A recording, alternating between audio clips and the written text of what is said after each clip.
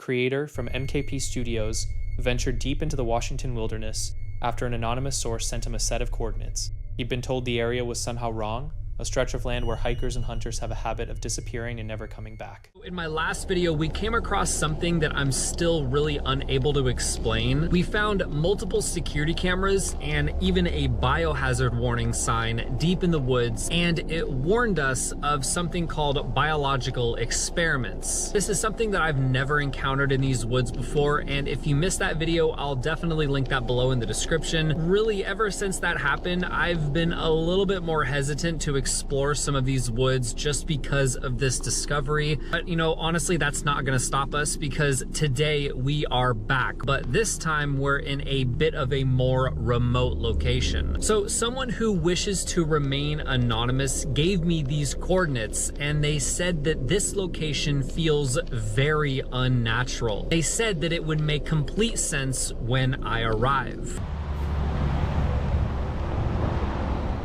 Rain had been falling the whole time. After hiking several miles in, he stumbled upon a cooler tucked into the undergrowth, inside it a bottle filled with some kind of dark, unidentified liquid. Pressing further, he came across a massive chemical drum labeled flammable, balanced on the edge of a cliff. Items that had absolutely no explanation being that far from any road. Then the unease shifted into something sharper.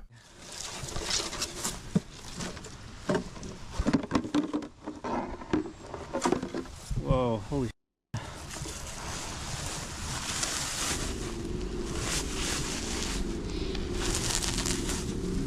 what the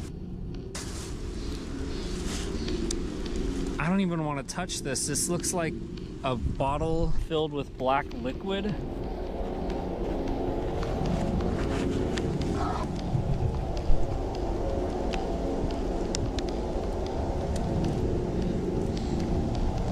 I am so lost right now, you guys. I don't know what this could possibly be. It was wrapped up in this bubble wrap, and there's a bunch of napkins inside. I feel like someone put this here for a reason, so I'm gonna put it right back.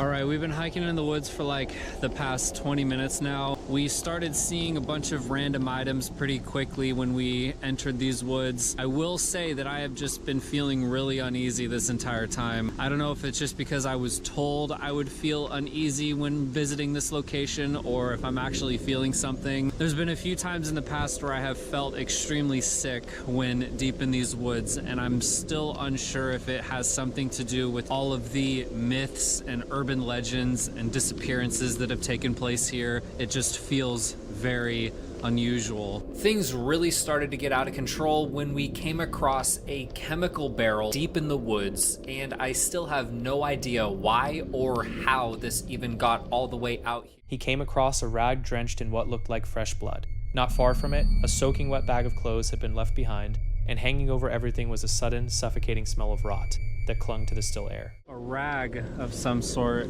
Hold on a minute. I'm not sure if this is like paint or if this is blood, but we might have just found a bloody rag. So something caught my eye when I was walking down the path, and this rag is just sitting under this tree here. So it might be spray paint or something, but the first thing I thought when I was walking up here was that's a bloody rag. So your guess is as good as mine on what this is.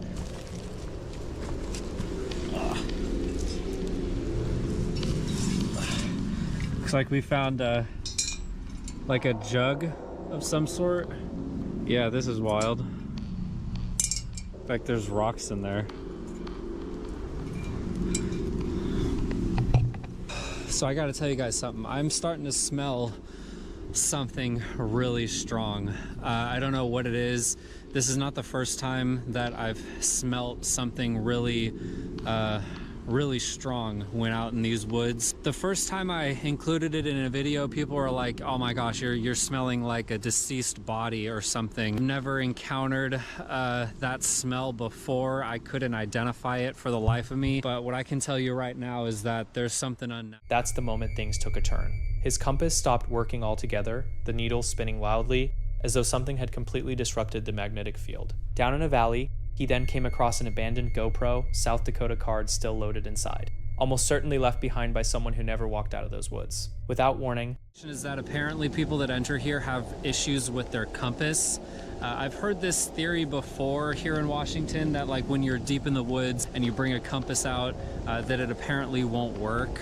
And personally, I've never experienced this, but I thought today it would be wise to maybe bring one. And what's interesting is that I am having a little bit of difficulty with it recognizing where north and south is. Just doesn't seem to be picking up the correct direction, and it's just kind of freezing here and there. And I've tried this in a couple other locations here today, but it seems that right now I'm kind of running into this issue. And I'm not sure if it just has something to do with the specific compass that I have, but it's still weird that it's happening out here with all of the theories about it from locals. Further down the trail, I came across a bag of clothes just off the path. It felt really off, but I figured that it might be tied to the rag that we found earlier.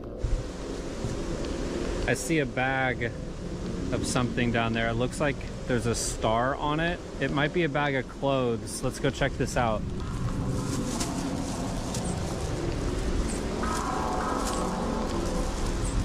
They're a little bit dirty, and the plastic bag is completely torn, but it's still crazy that we found a plastic bag full of clothes.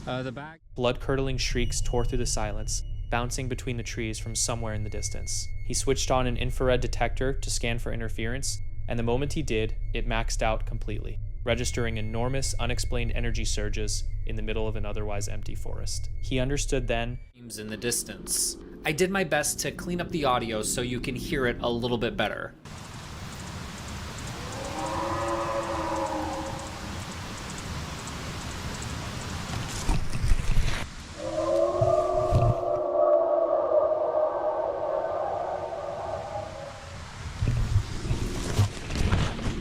I've heard a lot of weird noises. Probably 90% of them, I still can't put my finger on it. Like, I don't know the source of it. It just sounds evil. With all these unknown sounds taking place around me, I thought that it would be a good time to bring out an EMF reader to see if we could pick up any sort of unusual activity. So I've been just getting a lot of comments requesting that I bring an EMF paranormal reader with me while in these woods to kind of detect any sort of unknown frequencies. These meters are typically used in many different situations, such as detecting radiation or unusual spikes of energy. So typically they're associated with the paranormal community, and with the endless rumors of these woods being haunted or cursed, I was just interested in seeing if anything could be picked up. So I guess I just wanted to see what would happen if we pointed this device in certain areas and see if any sort of readings could be picked up. So basically the natural reading is green, and then if it picks up anything beyond that, like yellow, orange, or red, if it goes to the red, that means something really significant is affecting it. So with all of the weird things that we've discovered in these woods, it wouldn't surprise me that there's also some unnatural frequencies. So let's try and see if anything can be detected. Whoa, it is going off right now. Oh. that he had stumbled into either a biological hazard zone or something far stranger. He wasn't about to stick around long enough to trace the source of those readings. He made it back to his vehicle before the last of the daylight faded behind the mountain. Even pick up this. My phone was in my other pocket, so I was holding it with my hand, so there's no frequencies that could have been picking up from there. You know, with the endless stories and myths about these woods being haunted and cursed, these EMF readings just make sense, because right now it just feels very tense. I'm not saying that this place is actually haunted, but you know, the sounds that we've picked up today are really difficult to ignore, and some of them just don't sound human at all. By this point, it was getting dark, so I headed back to the car. We definitely captured some strange moments out here, but by far the most unexplained thing besides the sounds was the activity on the EMF reader. Something out here just isn't right. So let me know below in the comments if you want me to come back and explore more. If you want to support the channel, then be sure to subscribe subscribe, and also follow me on Instagram at A quiet country lane cutting through the middle of nowhere isn't exactly somewhere that sets off alarm bells. Just darkness, just open fields, just an empty strip of tarmac. But when that road has a reputation for carjackings and muggings, and your phone can't find a single bar of signal, those open fields start feeling a whole lot more sinister. This is what they brought back. The second clip tonight is from The Explorer Returns, a UK-based channel dedicated to venturing into dangerous, remote, and criminally active spots after dark. These aren't ghost hunters. They go after real-world danger, armed with dash cams and handheld equipment, capturing suspicious vehicles, shadowy figures, and hostile encounters. He got out, and he got the footage. April 11th, 2026, Underhill Lane, United Kingdom. Even narrower now. Oh God, look at this. Potholes. Ooh. See a big old sign up ahead of us. So it goes off to the right there. What are the chances people are going to be hanging around down here, do you reckon? Yeah, imagine that. Just looking in the bushes and there's people stood there.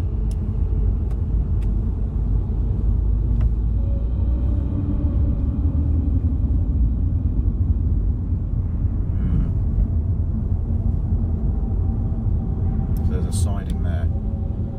Is that a gate into the fields? Yeah. Where's the fork? Because it forks off, doesn't it? It's quite a bit further down. Is it a bit further down? Yeah, it still goes on. See, even right now, I'm feeling Tense. a form of tension, yeah, because we just don't know who is hanging around down here. People do as well, like more or less all the time. We've both seen it. And the issue is, if 3 miles of tight, potholed road, no mobile coverage, no properties, no way to turn around. If something comes toward you from the other direction, there is nowhere to go. They say it out loud as they push further in, fully aware of the violent robbery that took place on this very stretch not long ago. They press on regardless. That's a car fire, isn't it? yeah, that is. Oh shit! Doors wide open. What the hell? Oh yeah, the door is open. Oh my God! And it's people have been fly tipping as well. Oh, we've got to pull over. That again. is bad. We're going to have to get out and look at this. Oh, the problem is if there's people fly tipping here, car fire, fly tipping, there's going to be some dodgy people about, isn't it? Is it worth turning around so your headlights are on Are we not going to get out? it? Yeah. While they're stopped examining the wreck, a white torchlight cuts through the pitch black field right next to them. It moves with them, tracking through the tree line, locked on their position. Then a heavy diesel pickup rolls by, dropping its speed, eyeing them up in the darkness before carrying on up the lane. Are we? Yeah. I'm pretty sure that's a floodlight on like a shed. I don't like the fact that that car just slowed down and now the engine's turned off. Pushing up the hill, the driver glances into his mirror. The pickup is right there behind them, no headlights, riding their tail at speed on a road barely wide enough for a single car. Then the full beams explode on, blazing straight into the mirror. The driver puts his foot down. This stopped being an investigation the moment that happened. What was that? Yeah. Did you? Yeah. What was that? Don't know. I heard it sounded like someone dropping a pole or something. Yep. That was a metal pole. From behind. I don't know if this is the best way. Well, there's no going back now. There's no going back. There's no going back. Someone. Yeah. Did you I hear heard that? I don't know if Now it's a getaway. They tuck into a hilltop car park, catch their breath, and then, because there's no other way home, they head back down the same road. Creeping past the dark junction, a sharp, heavy metallic clang erupts right outside the car window, the unmistakable sound of something like a metal bar hitting the tarmac. Somebody is standing in those bushes, holding something, waiting. They've been there the entire time. A second vehicle slides out of a lay-by and falls in behind them on the way out. They make it to the main road. They don't stop until they do. A torched luxury car, a tracking light moving through a field, a diesel truck that killed its lights and sat in the dark, a blacked-out pickup riding their bumper at full speed, and a metal pole dropped inches from the window on the drive home. No ghosts, no paranormal, just deliberate, coordinated human predation on a road that eats mobile signal and offers absolutely no way out. Honestly, I don't think I would have made it past that burned-out Mercedes. Shadow Hollow is one of those enigmatic channels that seems to materialize from thin air, with almost nothing known about the person running it. But sometimes it's the quietest corners of the internet that end up producing the most deeply unsettling footage. The video opens innocuously enough, your typical outdoor adventure content, nothing out of the ordinary. But as anyone who's spent enough time watching these kinds of videos knows, the woods have a remarkable talent for taking a simple outing and twisting it into something far more sinister.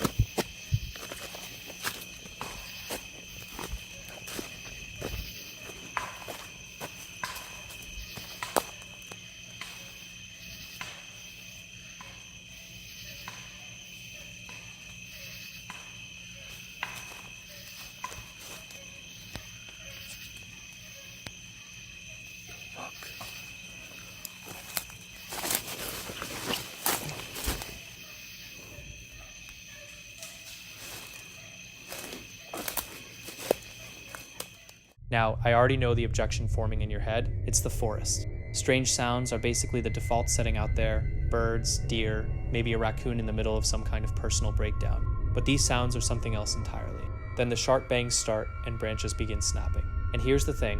When you're out there alone and you hear something breaking through the underbrush, your brain skips straight past rational explanations and jumps directly to either a legendary cryptid or someone who is very much not looking to make new friends. At this point... Alright guys, I think we'll go on the other path. Let's try this path right here.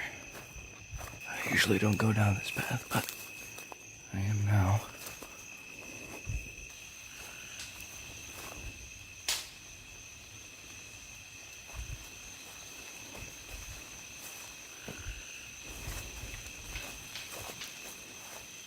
The fuck?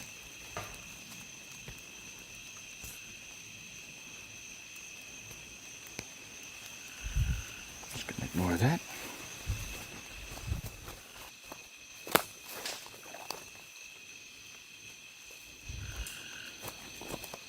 Where's the next path? Here it is. Cross over this.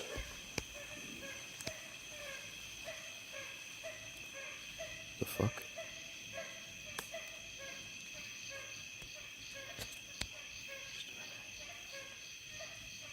I saw something. I think I'm just scared, guys.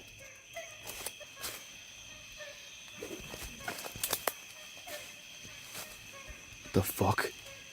What's that? Okay. Strange. Definitely hearing things. Just gonna go this way.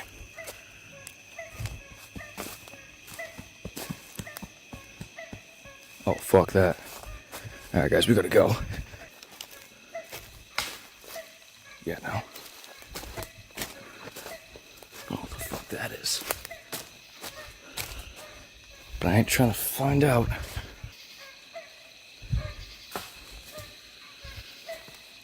Okay. I think I'm gonna be leaving here. Where's the passage out? Where's the way? It was, I think that way? Or that way? It was one of the two. His self-preservation instincts finally take over. He comes to the conclusion that sticking around to identify whatever's out there is probably not the wisest decision he could make. So now he's searching desperately for a way out. The trouble is, when panic sets in inside an unfamiliar forest, every direction looks identical. The darkness is working against him, and whatever's making those noises seems to be keeping pace. At one point, he picks up what sounds unmistakably like footsteps, something crashing through the brush at speed. And that's the moment he spots it again.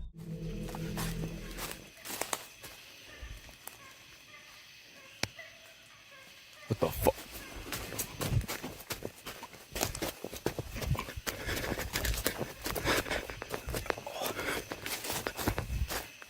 The fuck? Fuck that. I'm out of here. That's the way out. Fuck! Fuck.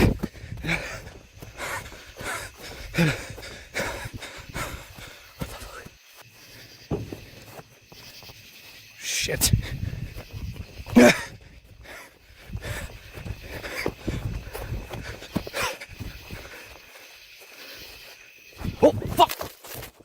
first look, you might convince yourself it's just another person out for a late hike, right? But something about the whole scene feels fundamentally off. He's moving quickly now, desperate to locate the trail back. The camera is lurching around, his breathing is audibly getting heavier, and then he finally reaches what appears to be the main path. You'd expect that to bring some relief, but this is exactly where things take a genuinely disturbing turn.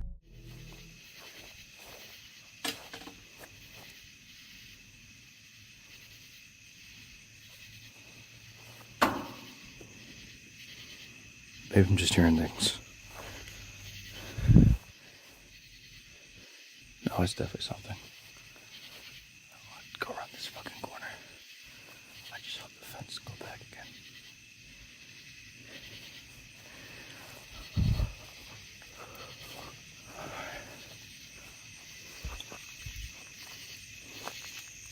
Please tell me nothing's behind this corner.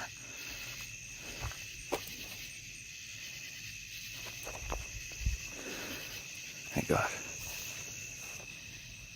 think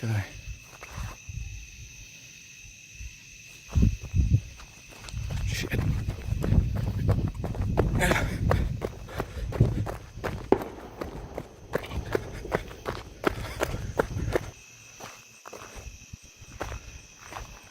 Shit.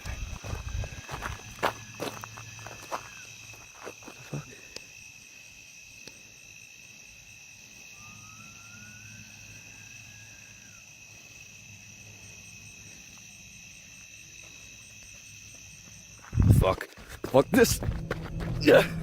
First comes the whistling, and when he swings toward it, that same figure is standing just a few feet away. Then, and this is the moment that has everyone questioning what they're actually watching, it leans forward and launches itself at him on all fours, moving in a way that the human body simply is not built to move. Now, before anyone starts organizing a search party, he did get out safely. The video was posted afterwards, so we have confirmation he survived the encounter. Plenty of you are probably already calling it staged, and honestly, with only 2 uploads on the entire channel, that's a fair argument to make. But if this footage is genuine, the real question is, what exactly was out there with him? Drop your thoughts below. This footage comes from Sky, a bushcraft and survival enthusiast who runs a YouTube channel called Swamp Valley. The content he typically posts is pretty straightforward: wild camping, woodland fires, building shelters, nothing out of the ordinary. But during an overnight trip in October 2019, one routine excursion into the forest took a deeply unsettling turn. Sky had been hiking through the trees, searching for somewhere to pitch camp. Everything around him seemed calm, no voices, no obvious signs of trouble, just the rustling of leaves and the sound of his own footsteps along the trail. Then it hit him. Somebody had been tailing him.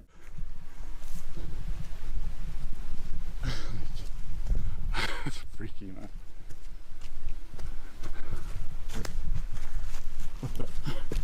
Wait.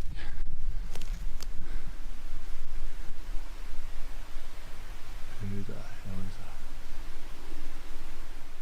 The camera makes it unmistakably clear there's a man behind him on the path. Somehow, Sky keeps pushing further into the forest without confronting the individual. Instead, he tucks himself out of sight and waits for the stranger to walk past. The moment the man moves ahead, Sky begins shadowing him from a safe distance, desperate to figure out why he was being followed to begin with. Good he is in the woods. Like the hunted become the hunter.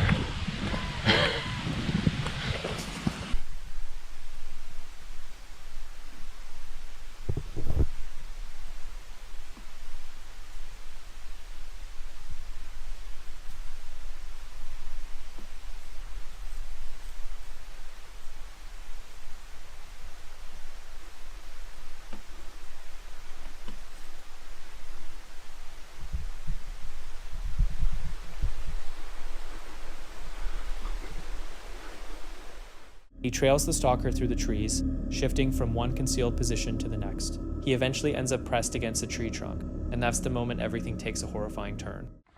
Just call on a phone. Just tell him so he doesn't get fucking done in.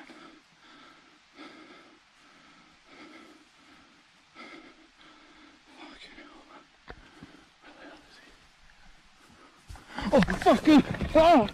Jesus! Fucking hell! Oh!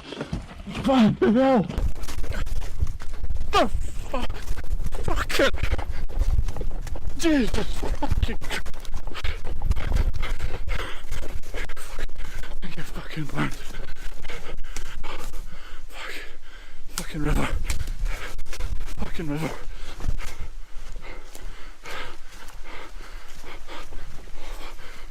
The instant he tries to make a phone call, the man spots him. Without warning, he hurls what appears to be some kind of flammable liquid directly at him. Sky goes still, because this has crossed a line. This isn't just a strange encounter anymore, this is a genuine threat to his life. The man then appears holding an open flame, as though he's about to set Sky on fire. Panic takes over. He bolts, branches snap all around him, the forest erupts into chaos, and for a brief moment it seems like he might have gotten away, except he doesn't realize what he's running into. Pushing deeper into the woods may have actually made things worse.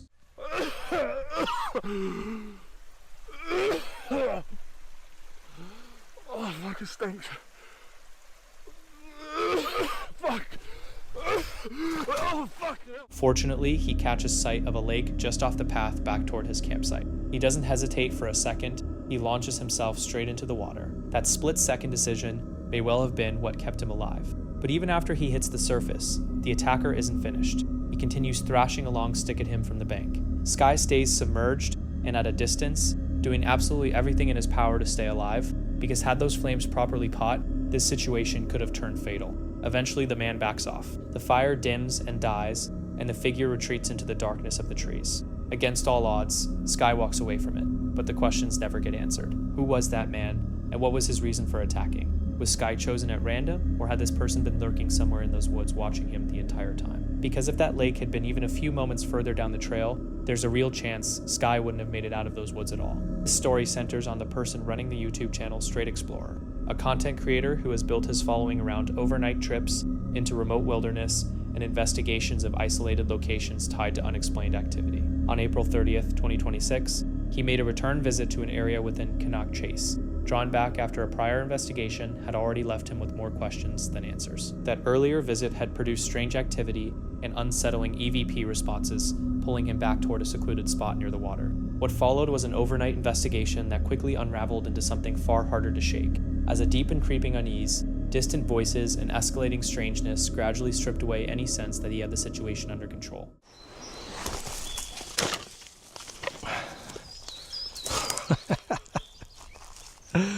I don't know what's going on with me. I really don't. I've moved.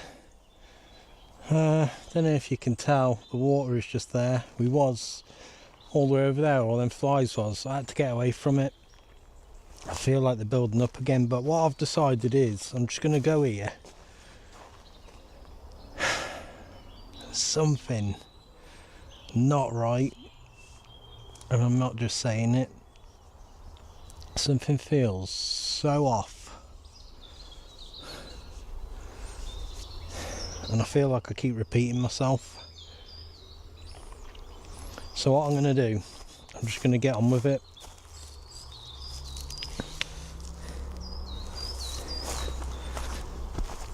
I'm going to make a little bit of a clearing here so we can have the fire.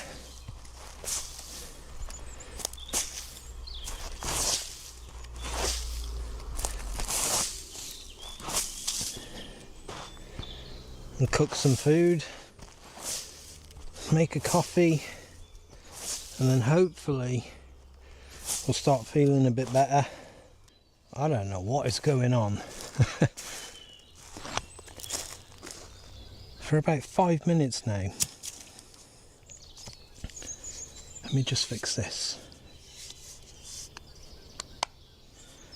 I'll start again in a minute. It went quiet before. It sounds like people arguing.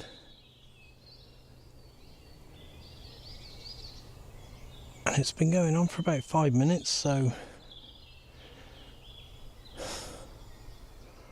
Within only a brief stretch of time after arriving, the environment already felt noticeably off. Where previous locations had offered the ambient noise of wildlife and distant activity to ground him, the surrounding forest was strangely almost unnervingly quiet. As he pushed further toward the campsite, feelings of paranoia and discomfort set in almost right away. Odd movement between the trees, sounds he couldn't place, and a persistent sensation of being observed all built toward a growing conviction that something wasn't right, well before anything concrete had actually shown itself. They're still there.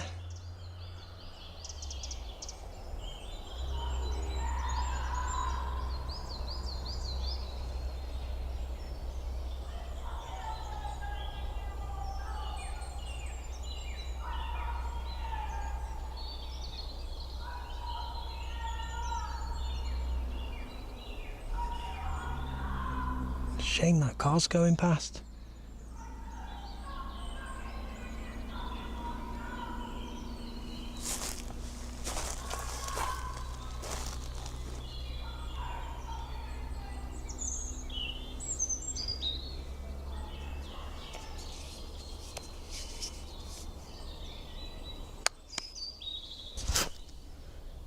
Oh my god, man, look at the state of that. Are they on my head? I can't see on the little screen. Someone is going mental over there.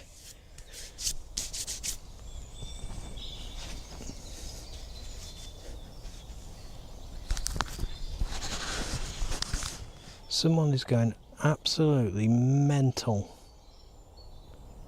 And they've been there for ages.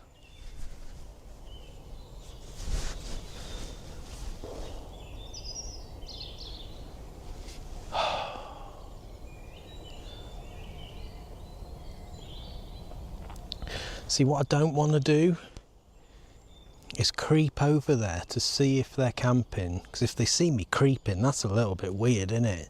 If I saw someone creeping up here, that wouldn't be normal. So, like, they've been there for a good 10 minutes now. If it was people walking, just having a row walking, would they still be there?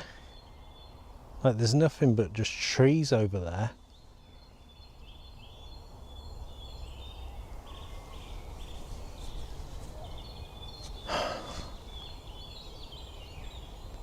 See, they've stopped now.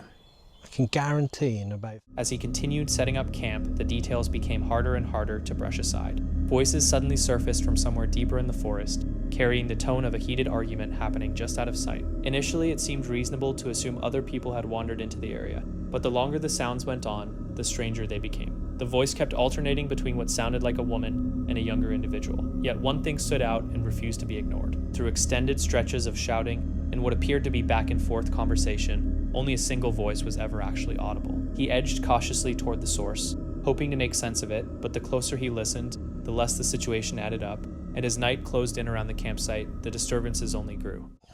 I'm gonna cook. I'm gonna cook.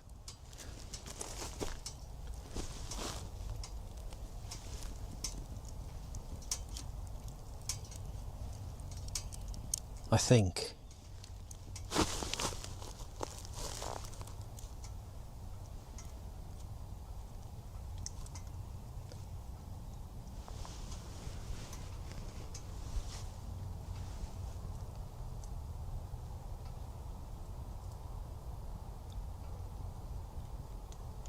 I can hear something moving over there.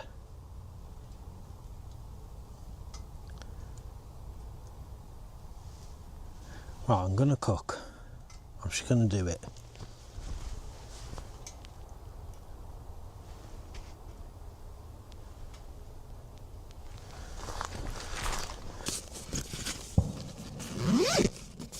Jesus Christ, now there's gunshots going off.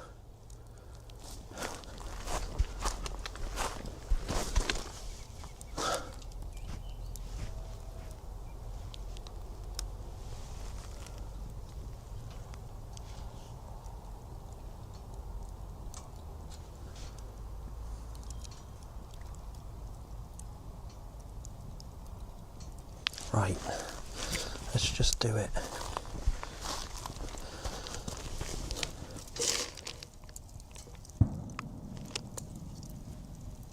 Oh, that sounds close.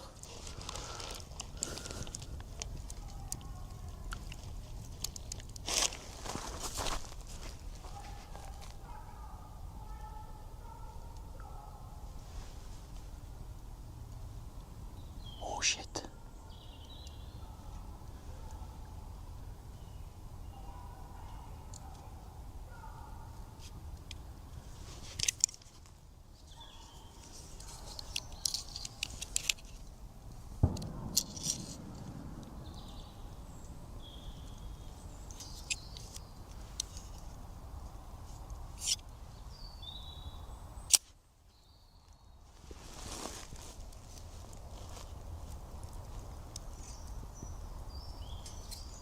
The voices and what sounded like gunshots seemed to jump positions without explanation, surfacing from completely different directions, while sudden stretches of total silence kept breaking up the disturbances in between. Not knowing who else might be out there, or why, fed a mounting sense that something in the forest was circling him without ever stepping into view. By this point, even the most routine tasks, cooking, arranging gear, had become nearly impossible to focus on, as his attention kept snapping toward movement and sounds bleeding out of the dark. Oh shit. I'm absolutely freaking out, guys. I've just packed up in the pitch black. And I tell you what I've just been hearing. Wait, let me get a move on. I need to get the hell out of here quickly.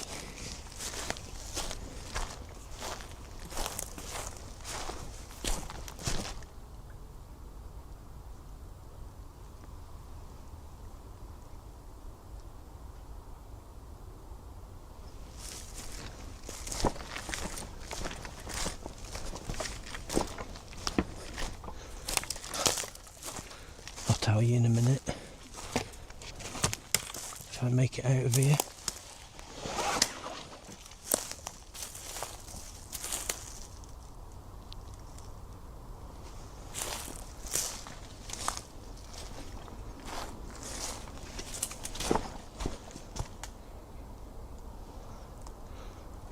I don't know what the hell it was.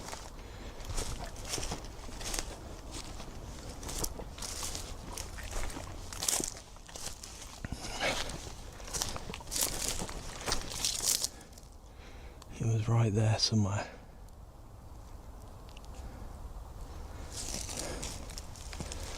I need to get to the path.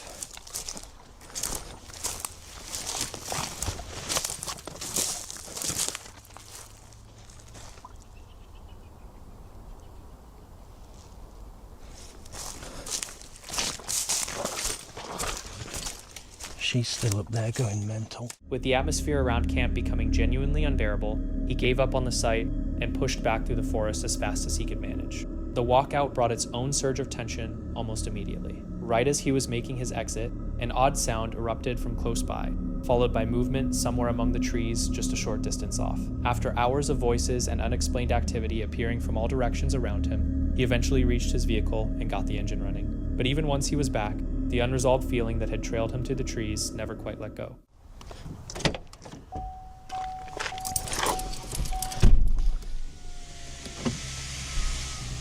Lock them doors. It's an absolute lunatic out here.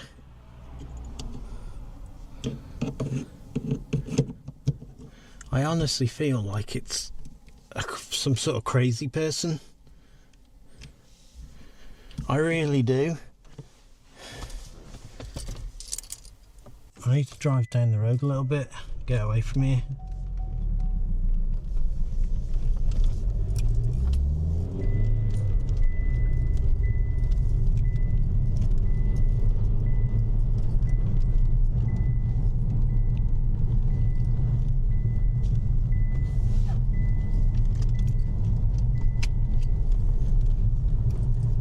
That is the oddest.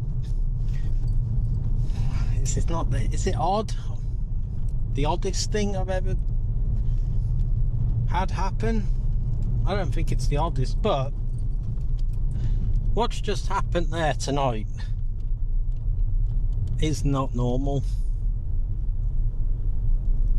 That can't have been two people arguing. Is anyone in here? You gotta watch out around here.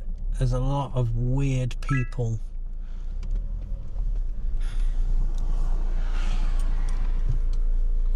Like a lot of weird. The night wrapped up with him putting the area behind him, pulling away after enduring distant voices, unexplained movement, and repeated disturbances that had slowly turned the investigation into something far more unsettling than intended. What started as a straightforward return to a place that had already gotten under his skin gradually became something else entirely. The original purpose of the night was uncomplicated enough, but the whole investigation ended up revolving around a single question he never anticipated spending the night with. Who else was actually out there? Hearing voices in a forest doesn't set off alarm bells straight away. People camp, use the trails, and move through remote areas regularly. Even shouting in the distance has a perfectly reasonable explanation under most circumstances. But what made the situation difficult was that the normal details kept behaving abnormally. The shouting carried on for long stretches, migrated across different parts of the forest, went completely silent, then started up again, and through all of it he kept noticing the same thing. There was never clearly another voice answering back. If someone had genuinely been out there alone, that possibility opens up a very different kind of worry. Someone wandering deep in a forest for hours, calling out into the dark, and moving erratically through isolated woodland in the middle of the night is already disturbing on its own. But things grew more uncomfortable still once sounds resembling gunshots began echoing from various directions around the area. If those sounds were tied to someone nearby, then this may have crossed over from a strange encounter into something with real potential for danger. Because in remote places with no witnesses, no surveillance, and almost no chance of immediate assistance, people have gone missing, violent incidents have occurred, and ordinary situations have turned serious without any warning at all. But perhaps the most unsettling detail isn't what unfolded inside the forest, it's what never did. Despite hours of activity surrounding him, despite moving toward the source multiple times, despite being convinced all night that someone was nearby, he never actually laid eyes on anyone. And somehow that ends up being more disturbing than a direct sighting would have been, because a visible person at least provides an answer. A face resolves the uncertainty, but a voice drifting through darkness with no body attached leaves something behind that lingers far longer than a clear explanation ever would. He came out of the forest carrying the exact same question he'd gone in with, and this time it felt considerably heavier than before. If someone had genuinely been out there all night long, why did he never once hear them speak back?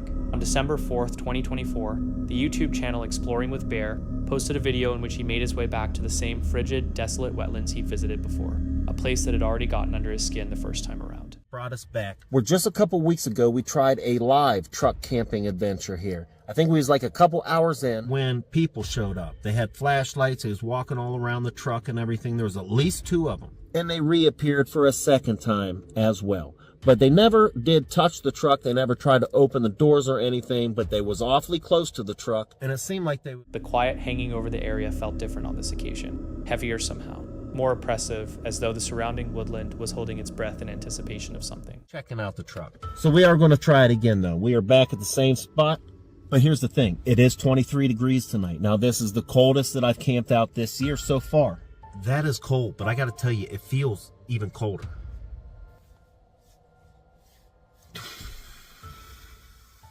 I'm scared already. But I mean, it's like 24 degrees. I'm probably the only one. Yeah, probably nobody going to be out here tonight. Anyway, fam, of course, you know we are in Bigfoot territory. We are in the wetlands again. And not only that, but we have a haunted cemetery. So we're going to take that walk real quick. We're going to go back there.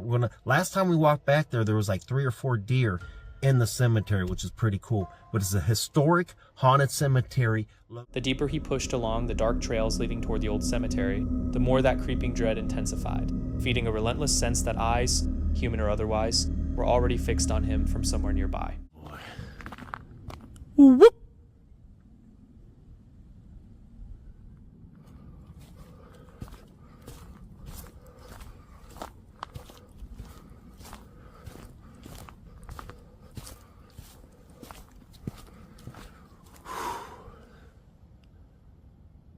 Oh my goodness.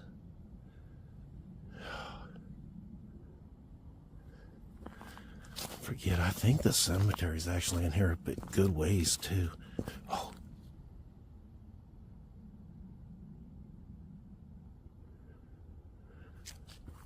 Whew, I got a terrible feeling. Terrible.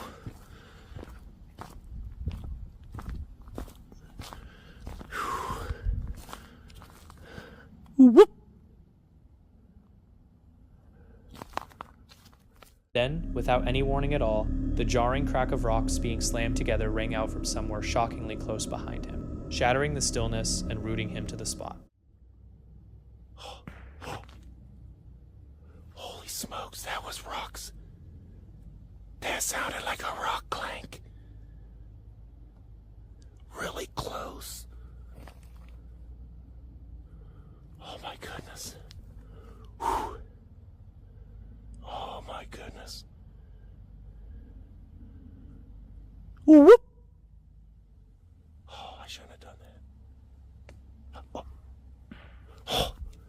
Crap.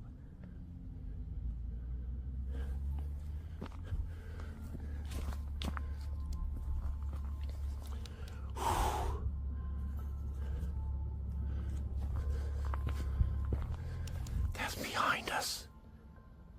We just came from there. No, that was way too close.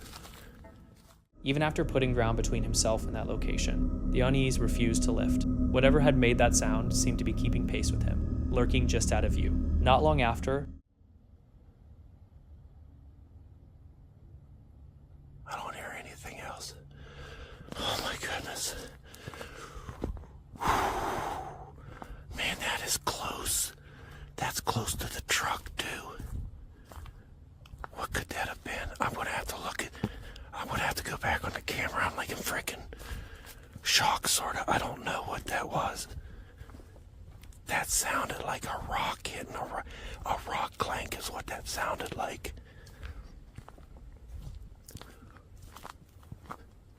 Sorry if you hear my breathing. I got the camera like right in front of my face so I can talk. I didn't want to talk loud. he caught movement further ahead in the blackness, something quick and hard to identify, but more than enough to leave him rattled and second-guessing what his eyes had just registered.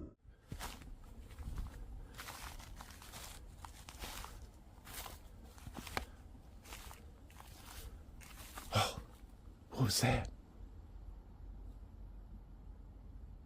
I just seen something really weird. Things escalated sharply when he unmistakably heard what sounded like a low human voice drifting out of the trees, despite supposedly being completely alone out there, and then almost in the same breath, a stationary light materialized between the trunks in the distance. But it disappeared.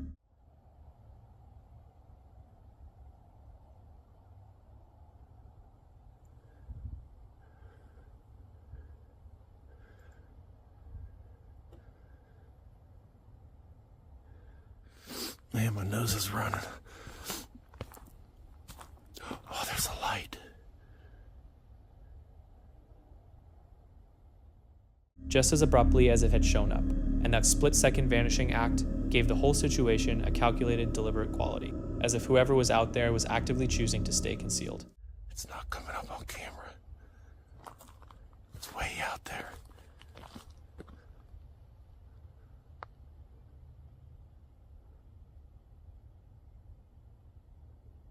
I don't see it moving.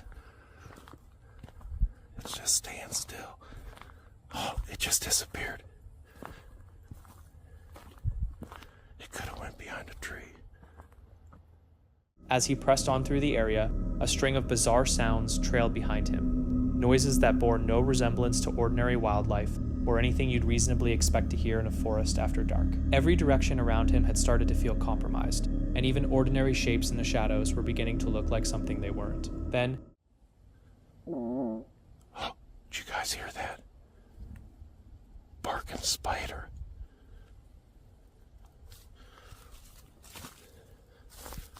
That surely wasn't me.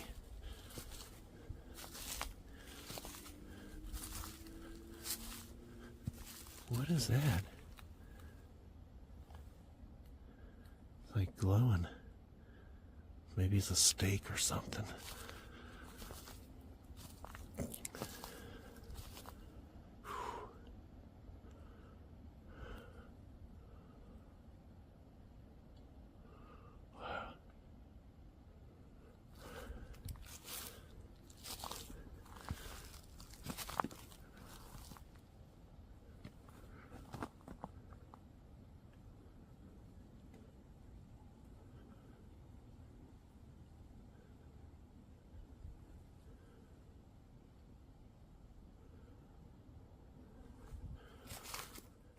close to the cemetery, he caught sight of something again. A shape, a figure, moving in a way that felt fundamentally wrong, enough to stop him dead in his tracks.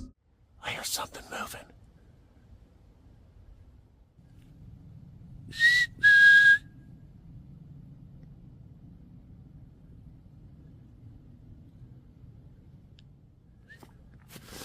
Okay.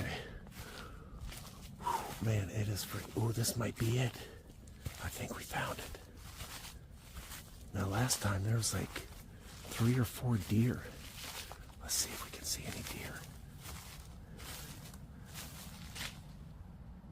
What is that? That fleeting glimpse seemed to validate his deepest concern, because at that stage it no longer felt like nerves or an overactive imagination. It felt like something tangible was occupying those woods alongside him. It just moved. What is there? It just moved.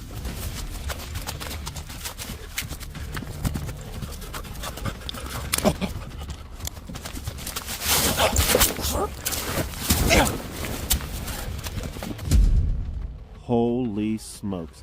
What do you guys think I encountered just now? Was that like a cult thing? By the time he finally made his way out, injured and visibly shaken, there was still a nagging, unsettling sense that whatever he'd come across hadn't simply stayed put, that it may have trailed him for at least part of the journey back. It has me shook, and it has been days later. I even acquired a couple injuries on that run. I had slipped and fell on some ice or something, busted my knee, busted my knuckles. I felt like it was at least following me about halfway through the woods. This is not your... Even days removed from it, the memory remained sharp and vivid, because that night had stopped feeling like any ordinary urban exploration outing. It felt like something in those woods had been tracking his every move the entire time, responding to his presence while never fully. On October 8th, 2023, a creator named Marcelo the Chief, running channel 1298, stumbled across an abandoned church while browsing online and made the decision to enter it alone in the middle of the night. The channel is dedicated to exploring haunted and paranormal sites solo after dark, with no crew and no safety net. He wasn't even sure he'd be able to get inside, but that didn't stop him.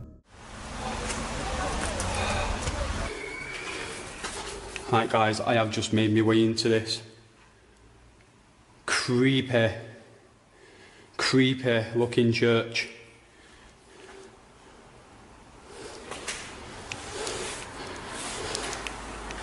And I cannot believe I'm on my own doing this stuff.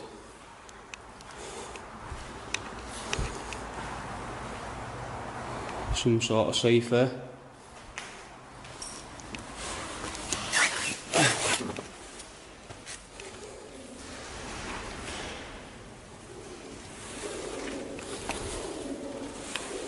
Got to watch where I'm walking. I can hear all sorts of noises. I'm nervous. He makes it in. The space is massive, far bigger than the exterior suggested. The floorboards are riddled with holes, pigeons are stirring and flapping somewhere overhead, and buried beneath all of that noise is something else entirely, what sounds unmistakably like a woman weeping.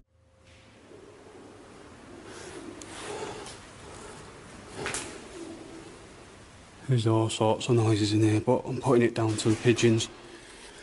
What are up in the roof? There's quite a lot of furniture what's been left and stuff. Oh wow, check that over there. We've even got a christening pot right there.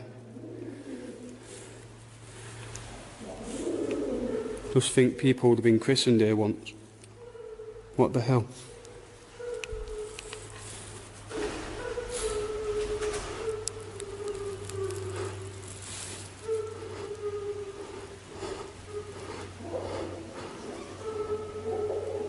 Is that a pigeon?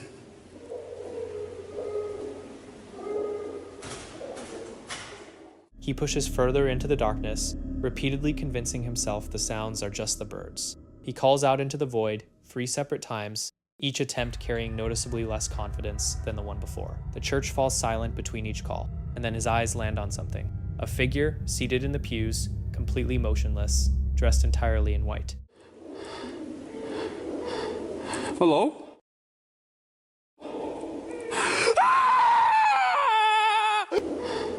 Hello?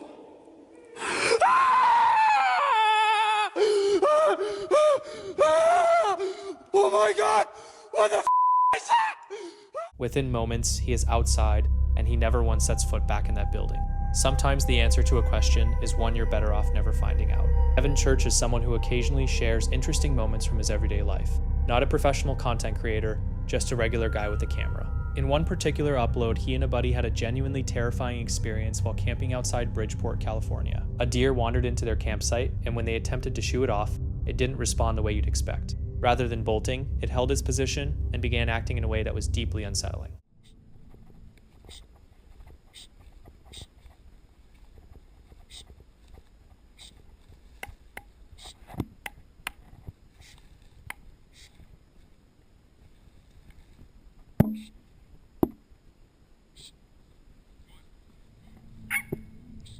Devin started lobbing pine cones at the animal, hoping to drive it off.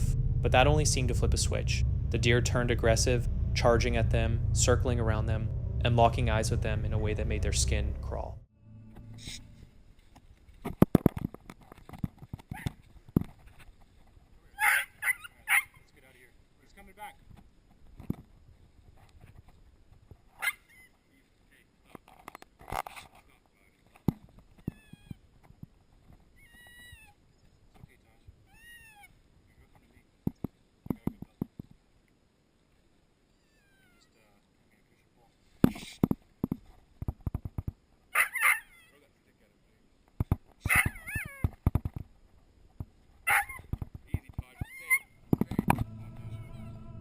It kept closing the distance between them, and at one point Devin's friend drew a firearm as a precaution in case things escalated further. He never pulled the trigger, so don't worry, you're good to keep watching.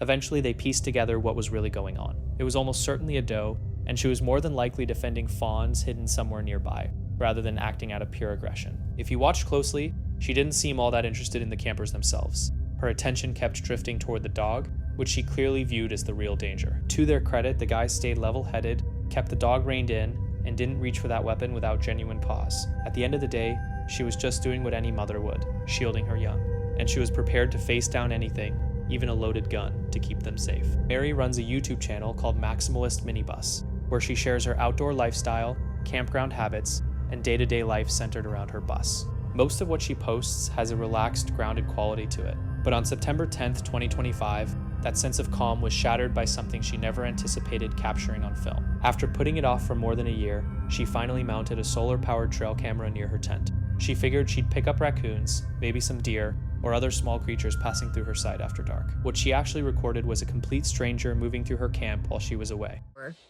At least a year, maybe more, maybe even 2 years. It's a trail cam with a little solar panel on the top, and it has its own power and everything. And I searched for it because I wanted one that had its own power so I could put it anywhere. Didn't have to worry about whether I have power there.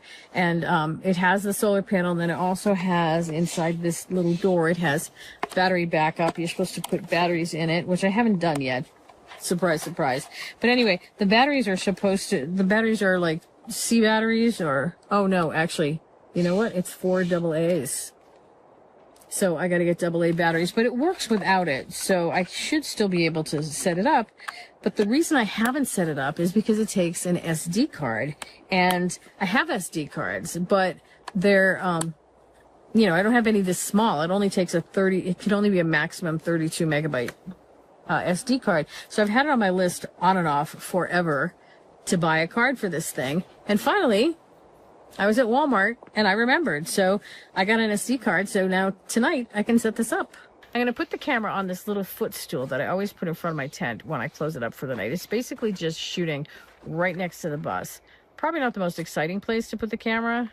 Probably should put it over by the creek. But for the first night, I don't even know if it's set up. She had set the camera on a footstool close to the tent, angled toward the bus and the surrounding area. The whole setup was pretty low-key, almost thrown together. But the following morning, something felt off. Her tent had been unzipped from top to bottom in a way that didn't look like it happened by accident. Her first instinct was to brush it off. Then it hit her, the camera. When she pulled up the footage, it became clear that someone had come through in the dead of night. Shot at like 8:30, and it just got like some campers walking to the restroom, but then nothing until 2:30. And then at 2:30, you see these headlights. So it looks like the car's coming from around, like maybe either somebody drove in and they're turning around right now, or I don't know. I don't think it's a camper, but so the headlights come this way, and then it's a pickup truck that goes by. I don't recognize it. It could belong to a camper, could belong to somebody in the cabins up the road, but I know most of those cars. It's not a vehicle I recognize. Let's start with that. But right after it goes by, keep your eye on this over here. Okay, there. There he is. You see him? He's got glasses on that are shining. He's got on a baseball cap. It looks like he might have a goatee. And here he comes. He walks across. See, he's got a trash bag, it looks like. And I thought at first he had a backpack on, but you'll see in a minute it's not a backpack. So he walks by. And then it missed the first part of him, but then he comes back with a flashlight. And he's coming around, like, I have a table over here with a bunch of stuff on it. He's coming around probably checking out what's on that table. I think he's... Okay, now look, here he comes. Now he's shining the flashlight in through the mesh of the tent, trying to see what's inside the tent. And you can see, like, his pants are all kind of frayed and everything. But he leaves again. He walks by, and he's going, like, probably over to the golf cart to see what's in the golf cart, because the golf cart's parked in front of the bus. And then he goes around. I think he must probably go around the bus and come back again, because give it a second. He's going to come back. There he goes, coming back around for another chance. And this time, he's not going to just look inside the tent. This time, yeah. Give him a second. There he goes. He's coming right to the tent. And look at this. He moves the camera. I mean, he moves the camera. I guess he doesn't know it's a camera, but he moves the steps with the camera so that he can unzip the tent and get inside. And then he's inside the tent for all you can hear him plunking around, moving things, stuff like that, moving stuff around. And then at roughly 2:30 in the morning, an unfamiliar pickup truck crept past the campsite. Shortly after, a man emerged from the shadows, baseball cap, glasses, what appeared to be a trash bag draped over him to keep off the rain. What made it so deeply unsettling was his demeanor. He wasn't hurrying. He strolled through the campsite, swept a flashlight across her belongings, surveyed the area around the tent, and then doubled back for a second look. At one point, he aimed the beam directly through the tent mesh, trying to peer inside. Then he shifted the footstool, not knowing the camera was sitting on it, unzipped the tent, and stepped in. He stayed inside for several minutes, rummaging through her things in complete darkness. You can't see him. There he goes. Now he comes out. He's got that jug of water, which I think he had going in, but he's got a trash bag, and he's wearing a trash bag. It's not a backpack, but it was pouring rain last night, so I can understand why he'd have something to protect him from the rain. But that's it. That's the whole thing. So I've been looking around trying to figure out what he took, but I can't really find anything. I mean, the most obvious thing would have been this tablet. I mean, I don't leave my laptop in here, so tablet would have been the next best thing. He didn't take it. Then again, it's kind of old school. Maybe he's an electronic snob. I don't know. My printer's here. This is a good printer. He didn't take that. Umbrella lights. Solar umbrella lights. Those would probably be good if you were camping or something. Maybe. I don't know. He didn't take them. Ryobi charger would only be good if you had Ryobi tools. Elvis glasses. Yeah, all this stuff is still here. Oh, my hummingbird feeder is still here. He didn't take that. And this is, remember I told you I had a cute squirrel feeder? This is it. It's not assembled yet. Surprise. But I do have a toolbox in here, and it's got a lot of small tools, you know, things that he could have taken either to use or to sell. Things with some value, and he didn't take those either, so I don't know. It doesn't really look like he took anything. So I don't... When he eventually walked away, what stood out most was what he actually took. No electronics, no gear, nothing with obvious resale value. He appeared to have grabbed small basic supplies, hand sanitizer, rubbing alcohol, toilet paper. That detail shifted the whole tone of it. This didn't read like a theft driven by greed. It looked more like someone living rough and taking whatever they could use. But that framing didn't make it any less disturbing. A stranger had still wandered into her camp, peered through her tent, and walked into the space where she normally slept. And that's what makes the footage so hard to shake. Nothing violent took place. Barely anything was even missing, yet the sense of security had completely evaporated. Out in nature, a campsite can feel like your own private world. Quiet, isolated, removed from everything else. But what this camera revealed was something else entirely. Even deep in the woods, someone can step out of the darkness, move through your space, and vanish before you ever knew they were there. On March 9th, 2015, urban explorer Josh, from the channel Exploring with Josh, ventured into an abandoned school. And from the second he walked through the entrance, it was obvious the building had been swallowed by years of grime and deterioration. chair. I wonder what else is around here. There's so much to go to still, so we're just gonna keep on moving around and see what we can get. Damn, what the hell? I don't even know what could have been here. Wow. I think this is the bathrooms, dude. Legit. Yeah, these are the bathrooms. That's crazy. It could have been people maybe were living at this spot before. But, I mean, I'm sure we'll find something eventually around here that could show what could have happened here or something. Alright, so, pretty much all these bird feathers, people must have came in here and just take the birds and just plucked them, all their feathers right off. I mean, look at this, guys. Just all left here. I don't know who did it, but yeah, people are definitely messed up for sure. I don't know what this is. If this is rust or old blood or something. Crazy stuff all over here. He went into the shower and the laundry room, but he was just as perplexed by what he found. The wall, at least the tiles are still inside this room. Wow, these were the showers. Damn, everyone showered here. All right, guys, so this is a laundry chute. Oh my God. Yeah, you can see down there. Lockers. So yeah, this could have been definitely where like the dorms are for the kids back in the day. Yeah, guys, just very silent. Wind's just blowing through the buildings. No one's here. This place is just... But the real unease crept in later, when the crew made their way into a particular room and discovered what appeared to be satanic markings on the walls. Making sure. See, there's more. My God, dude. See? There's even more stuff. See, who knows what goes on around here? This whole place is full of devil-worshipping people or something. I don't even know, like, I've never seen so much stuff inside these buildings. The bullets, the like, rust everywhere. The Silent Hill, it looks like feeling a Silent Hill. It wasn't like 2 p.m. in the afternoon, right? Yeah, for... Josh did his best to keep his spirits up, despite whatever dread he was surely fighting back, pressing on through one wrecked room after another. This is their operating room. All the curtains are right here and everything.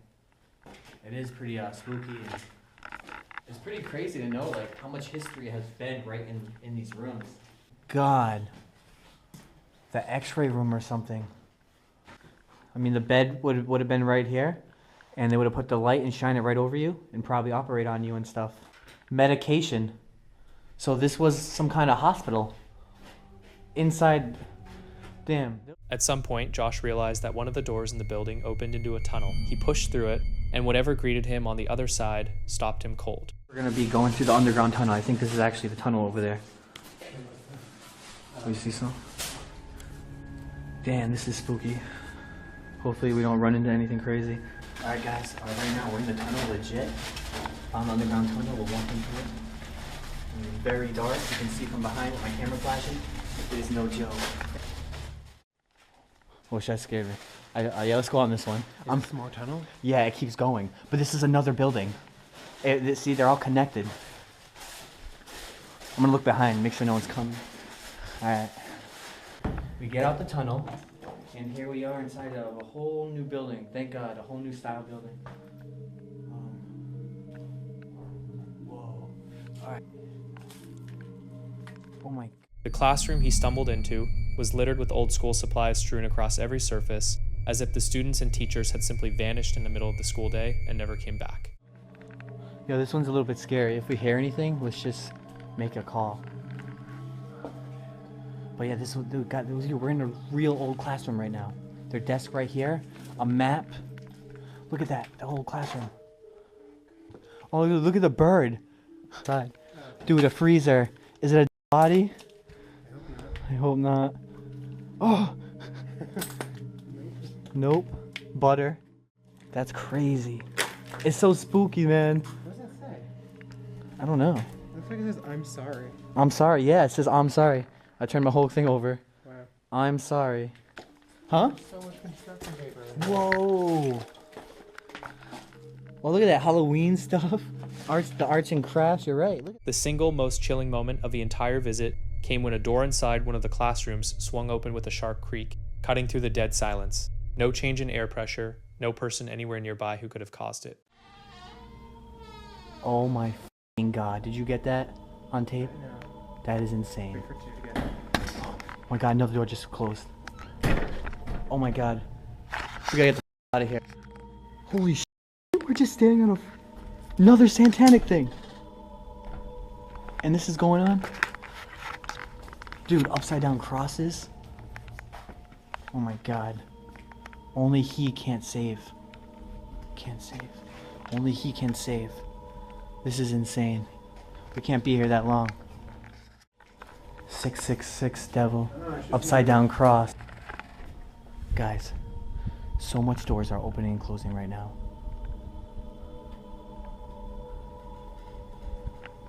Sounds like something tapping. Sounds like someone hitting like a wall. I know, it really does though. Of course, I'm pointing at this thing and says, I like taking my ass. I know, we're filming. A door moving on its own in a completely still building, with nobody around and nothing to explain it, is the kind of thing that hits your body before your mind even has a chance to process it. Josh had already walked through rooms marked with satanic symbols, crawled the length of a hidden tunnel, and stumbled upon a classroom frozen in time. That door swinging open was the building's parting word, and Josh heard it loud and clear. TikTok creator Devin Coconut had no idea he had a passenger while shooting footage of himself hitchhiking through the woods. A spider had blended almost perfectly into his jacket, completely invisible to him in the moment. He didn't even discover it until he went back and watched the recording afterward. Whether the thing was dangerous or totally harmless, nobody seems to know, so if you can identify it, drop it in the comments. Imagine cruising through the Nevada desert when something suddenly makes your gut sink. Not a crashed vehicle, not a derelict structure, but hundreds of pale gray mounds scattered across the earth just beside the highway. Your brain probably wouldn't process it right away. The desert is littered with odd debris and illegal dumping all the time. But then authorities moved in for a closer examination and confirmed something profoundly disturbing. The mounds were human cremated remains, more than 100 of them, and what might have been written off as random refuse suddenly became a mystery unsettling enough to capture the entire nation's attention. Because somebody had ventured out into the vast emptiness near Searchlight, Nevada, a small desert town roughly an hour from Las Vegas, and left behind what appeared to be the ashes of over 100 human beings. And the strangest thing is how subdued the scene feels in the footage. No dramatic soundtrack, no emergency vehicles, no frantic crime scene activity, just endless desert sprawling in every direction, while the camera drifts slowly across mound after mound of ashes baking beneath the scorching sun. Some still held fragments of urns, others were bound together with zip ties, tiny details suggesting these remains once belonged to families who had trusted somebody to handle them with care. That detail is the one that really got under my skin, because cremated remains are never supposed to wind up forgotten in the middle of nowhere. For most families, ashes represent the last tangible connection they have to a person they loved. People keep them in their homes for years. Some carry them to places that held deep meaning for the person who passed. Others lay them to rest carefully alongside relatives. There is almost always intention behind it: reverence, memory, a sense of closure. But this felt entirely different. This looked less like an act of remembrance and more like an act of disposal. And honestly, I think that's exactly why this story traveled so rapidly across the internet. The mystery alone is disturbing, but what truly lingers is the human dimension of it. Every single mound represented a real individual who lived a full life. Someone with friends, family, daily habits, birthdays, disagreements, memories, and now the only remnant of their existence was sitting exposed in the Nevada heat beside a dusty road. Investigators stated there was no immediate evidence tying the remains to a recently shuttered funeral home already facing scrutiny in a separate case. But speculation erupted almost instantly. Illegal disposal, gross negligence, someone quietly trying to offload unclaimed remains. Theories multiplied fast because the situation itself feels nearly impossible to process logically. Who hauls over 100 sets of cremated remains into the desert? And perhaps even more chilling, how long had they been out there before anyone came across them? The aerial footage makes the sheer scale of it even harder to absorb. Tiny pale circles dotting the desert floor, each one a human being whose identity may never be publicly established. There's something deeply eerie about how small those mounds appear against the vast emptiness surrounding them.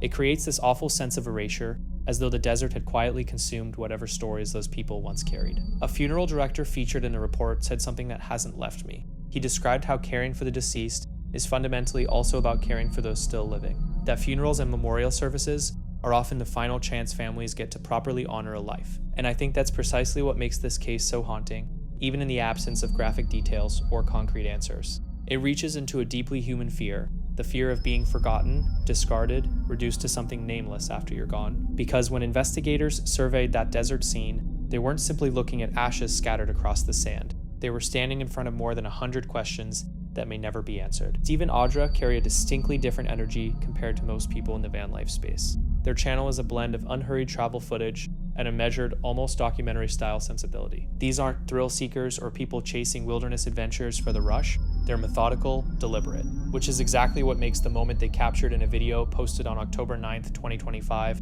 feel so jarring by comparison. That day found them traveling through Washington State, heading toward North Cascades National Park, and trying to put an already frustrating morning behind them. Their van battery had given out again after the keys were inadvertently left in the ignition overnight. Still, by the time the evening came around, things had started to feel more settled. After a long stretch of driving, filming, and taking in the scenery, they began searching for somewhere to camp for the night. That's when a small pull-off road caught their attention. On the surface, it looked unremarkable, close enough to the main road to seem perfectly ordinary. Nothing immediately alarming about it, but the second they eased off the gas, both of them felt it.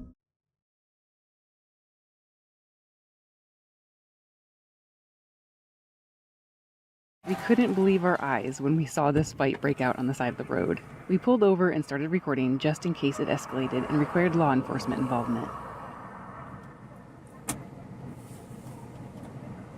Thankfully, the drama seemed to end. Looking more carefully, they could make out movement in the brush nearby, figures struggling, voices getting louder, and then, without warning, one person broke free and took off running down the road. It unfolded so quickly that neither of them had a real chance to process what they just witnessed. The more Steve and Audra turned the details over in their minds, the less the whole thing added up. They made their decision within minutes and pulled away, eventually finding a perfectly good spot not far down the road. And just like that, it was over.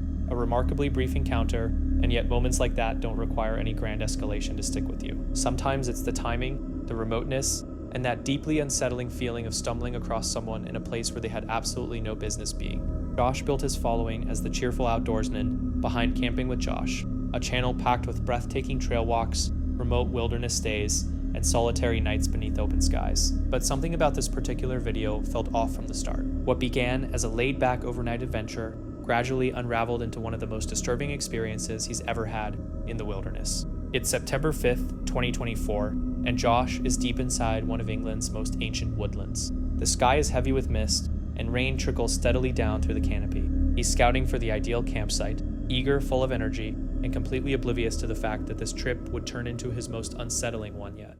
A bit weird, but I found this really cool spot here, which has got a nice view of this open green part that's got a nice log to sit on and some nice mushrooms, fungi. It's quite nice around here, nice and light. It feels like it would be quite a nice light spot in the evening. Pretty good option actually. It's really wet. It's really wet. I'm gonna have to just string my tarp up, don't think too much about it, and get a fire on and really get some wood, because a lot of this is saturated. It's been raining for the last few days.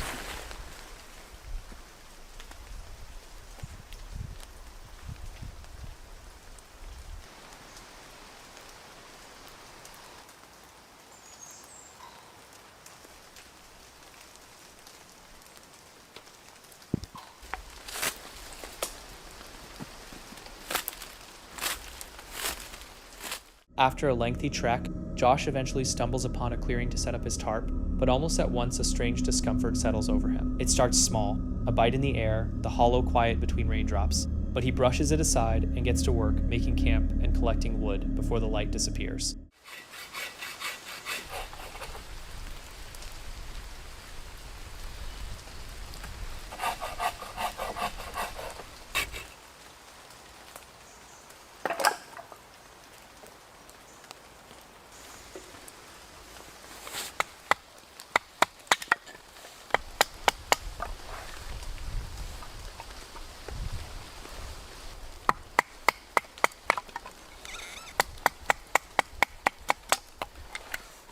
While crouching beside his growing stack of firewood, something stirs in the undergrowth just out of sight. It's not the wind, not the rain. The movement is too purposeful for that.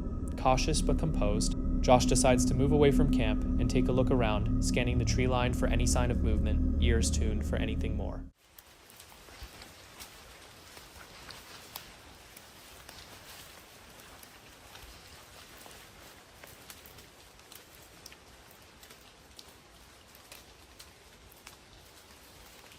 I'm just literally sat over there trimming the wood down, cutting it down how I like it. And I can just hear some mad movement going on in those bushes over there. I can't tell if it's like the rainfall just making quite a commotion, or there may be rabbits or deers maybe walking through, or any dog walkers or whatever, I don't know. Bit spooky. The forest offers nothing in return. No figure, no noise, just fog and the slow drip of wet branches. Convincing himself it was all in his mind, he heads back to camp, yet a thin thread of unease remains. The woods no longer feel vacant. They feel attentive.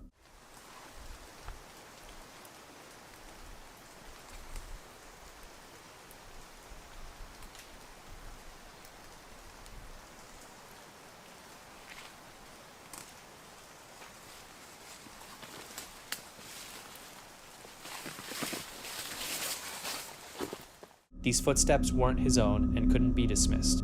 Heavy, measured, and intentional, they resonated through the trees like something moving with clear direction. Josh snatches his flashlight and heads out to investigate again, the earlier excitement in him now replaced entirely by apprehension.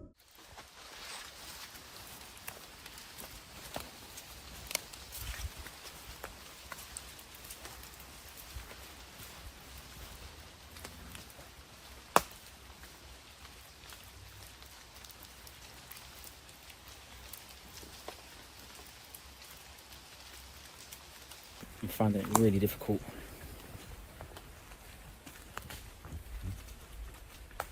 Do you know what I mean? You heard that.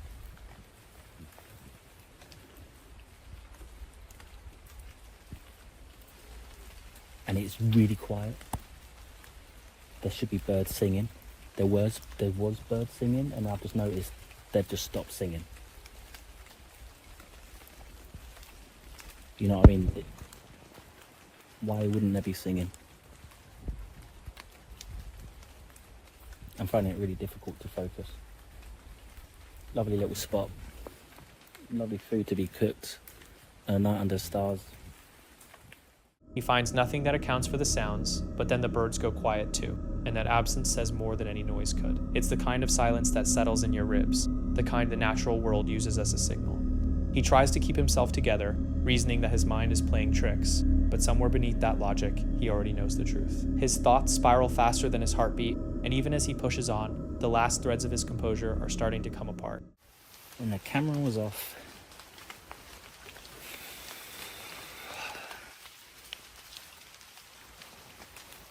I heard some really heavy movements in the bushes, and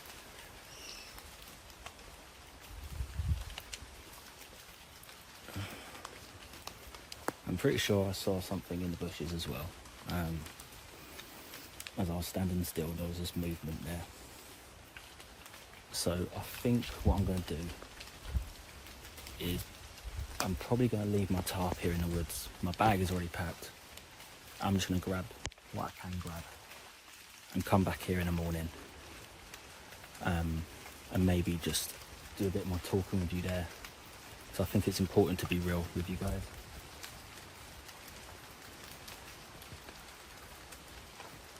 Yeah, I'm gonna pack up. I guess I could take this tarp away, but I just don't really want to.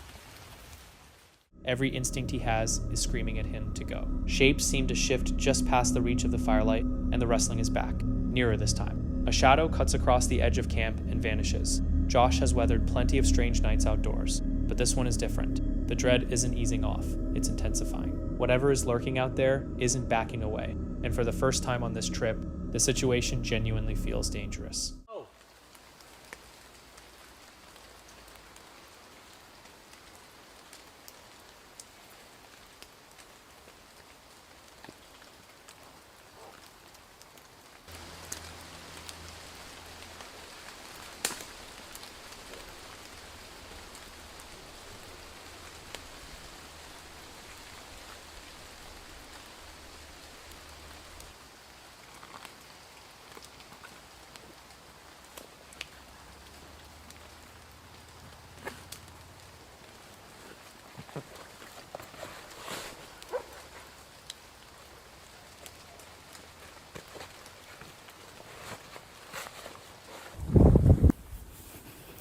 apologise. It's not really...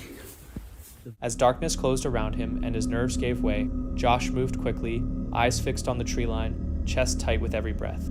He even called out into the dark, hoping for a response, a fellow hiker, a voice, anything human. The forest said nothing, and that was answer enough. No more deliberating, no more waiting it out. With one last look behind him, Josh shouldered his pack and walked, fast, steady, and without a single glance back. When he finally cleared the tree line, the rain was still falling and the mist still clung to everything. But something had changed. His body was out, but his nerves weren't quite. Josh may never find out what was moving through those trees that night, whether it was wildlife, another person, or something he can't quite name. But he trusted his instincts, and that decision may well have been what kept him safe. Because deep in the wilderness, where no help is coming and the dark moves on its own terms, the line between a close call and a catastrophe can come down to how quickly you decide to walk away. And not every creeping sense of dread originates from nature. Voyager Overland is a YouTube channel built around overland exploration and off-grid camping deep in the Canadian wild. Their trips usually feature jeep overlanding, secluded campsites, and sweeping natural scenery across Alberta and British Columbia. Back in October 2024, the crew set off on a 5-day camping excursion to Ruby Falls in the Alberta Rockies. 5-day window, and we're heading to the mountains. And this time we have the grandkids with us. So the criteria is always the same with the grandkids. They want to be near water or a creek, a river, something so they can play. And when I asked them where they wanted to go, they both said the same thing. They said, the drive through Alberta's backcountry is nothing less than spectacular, with jaw-dropping mountain panoramas rolling out in every direction. A white Rubicon and a red Jeep push through the rugged landscape without breaking a sweat, tackling slick muddy tracks, rocky riverbeds, and water crossings that really put these machines through their paces. Even with all that punishing terrain to deal with, the group eventually rolls into their campsite near Ruby Falls. Rooftop tents go up,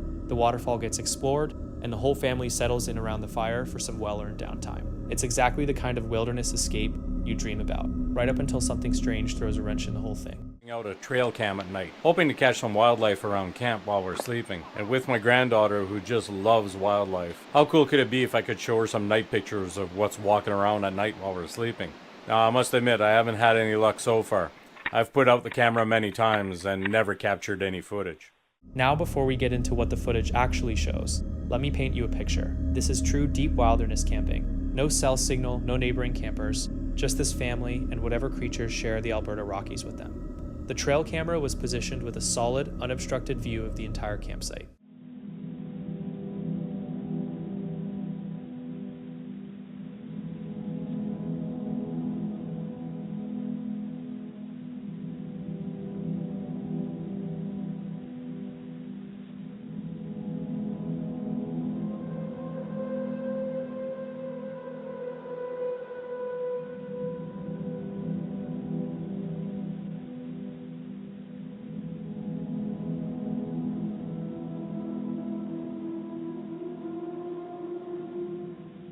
Well, good morning.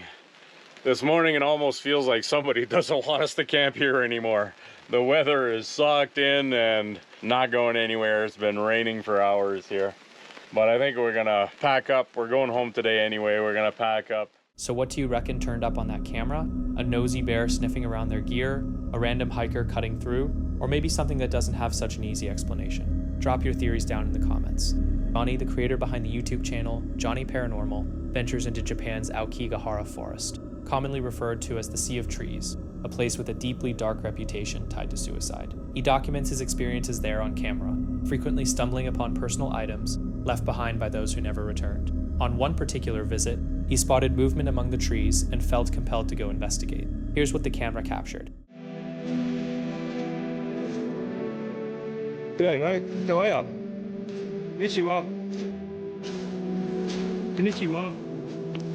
Buddy.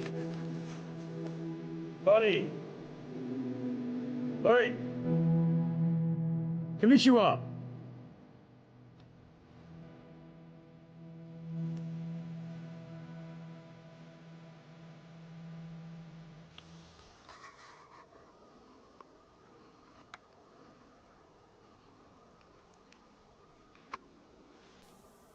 Where are you going?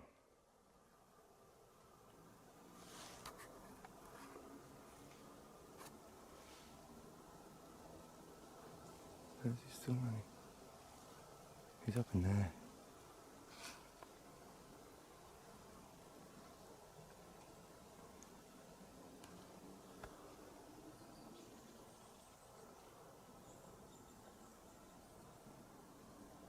Oi! I'm gonna come after you. You might as well stop running, mate.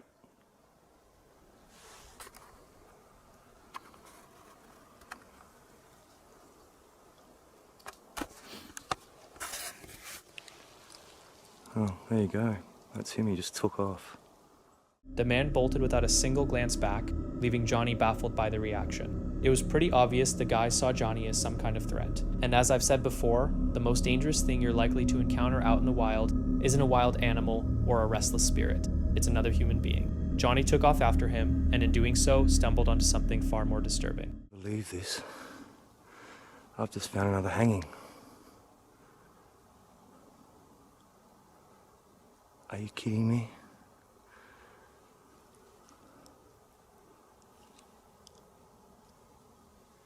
Well, look at the good thing, it's another body I can get home. Right through these trees, right in front of me. 50 meters. I don't know where old mate's gone, but someone's hanged themselves. 50 meters in front of me.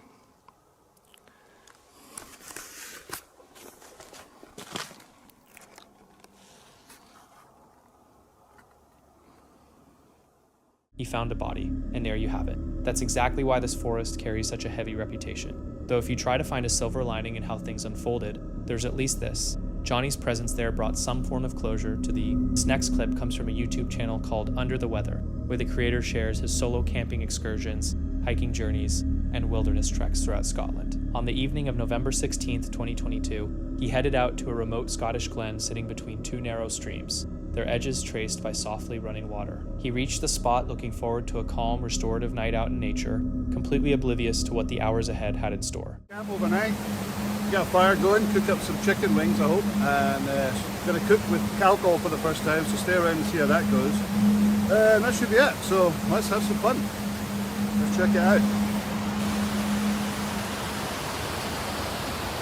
I think that marks the spot.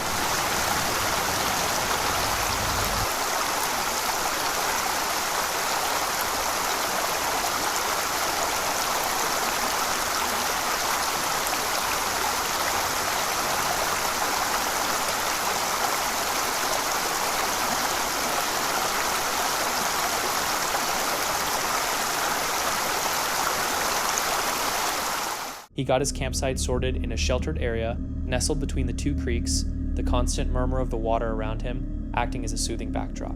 As night crept in through the canopy, the woods fell quiet, and he turned his attention to cooking his evening meal.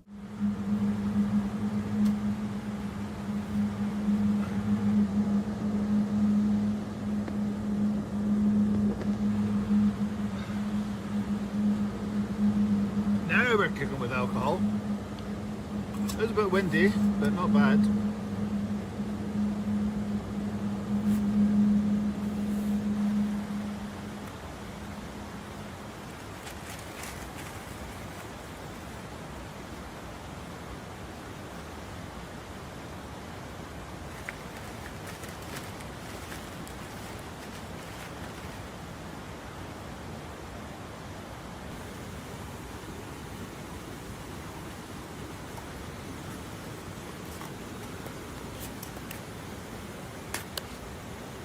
Right, done at last. That was amateur hour. I forgot the skewers, so you may see me trying with a couple of wee bendy sticks, but anyway, here we are. We have fried burnt chicken wings, mashed potato, which is actually not too bad, and some cheese coleslaw. Feels good. Oh, that feels good. A bit too hot, but right. So I think I'm going to go to sleep. And unless something crazy happens, I will see you in the morning. Good night. He retreated into his tent and closed his eyes, expecting a restful sleep. But something outside shattered that peace, yanking him awake with a jolt. Hello? Hello?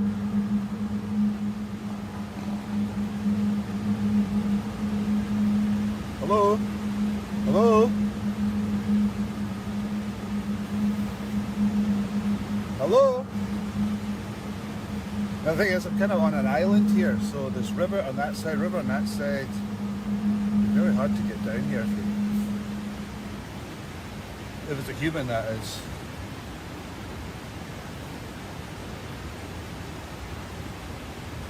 Hello? Typical, now I can't hear a thing. Right, I'll turn the light off.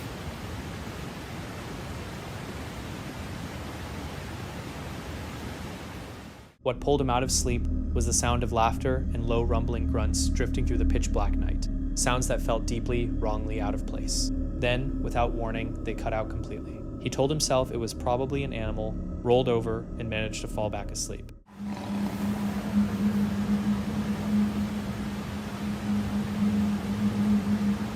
I've got a knife in here. I've got a knife. I've got a knife.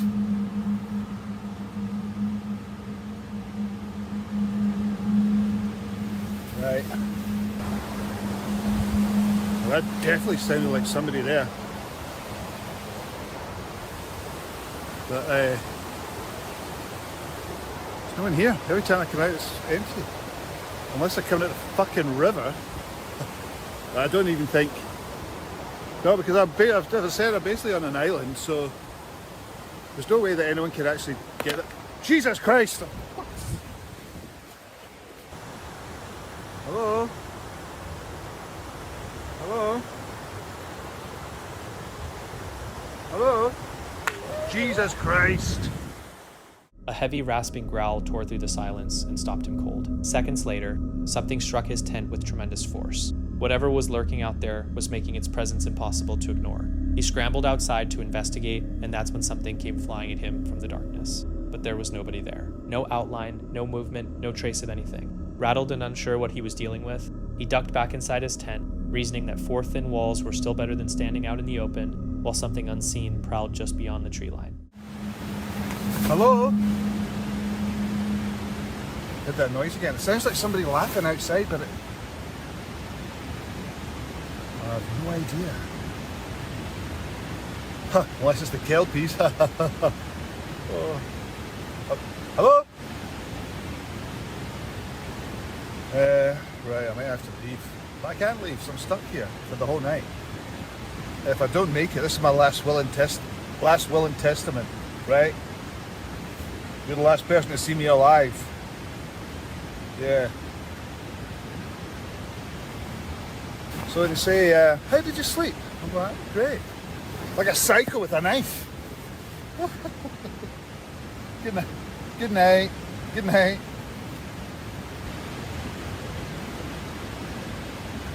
What the hell was that? Oh, just my pillow. Right. Come on, you big scary cat. That's it.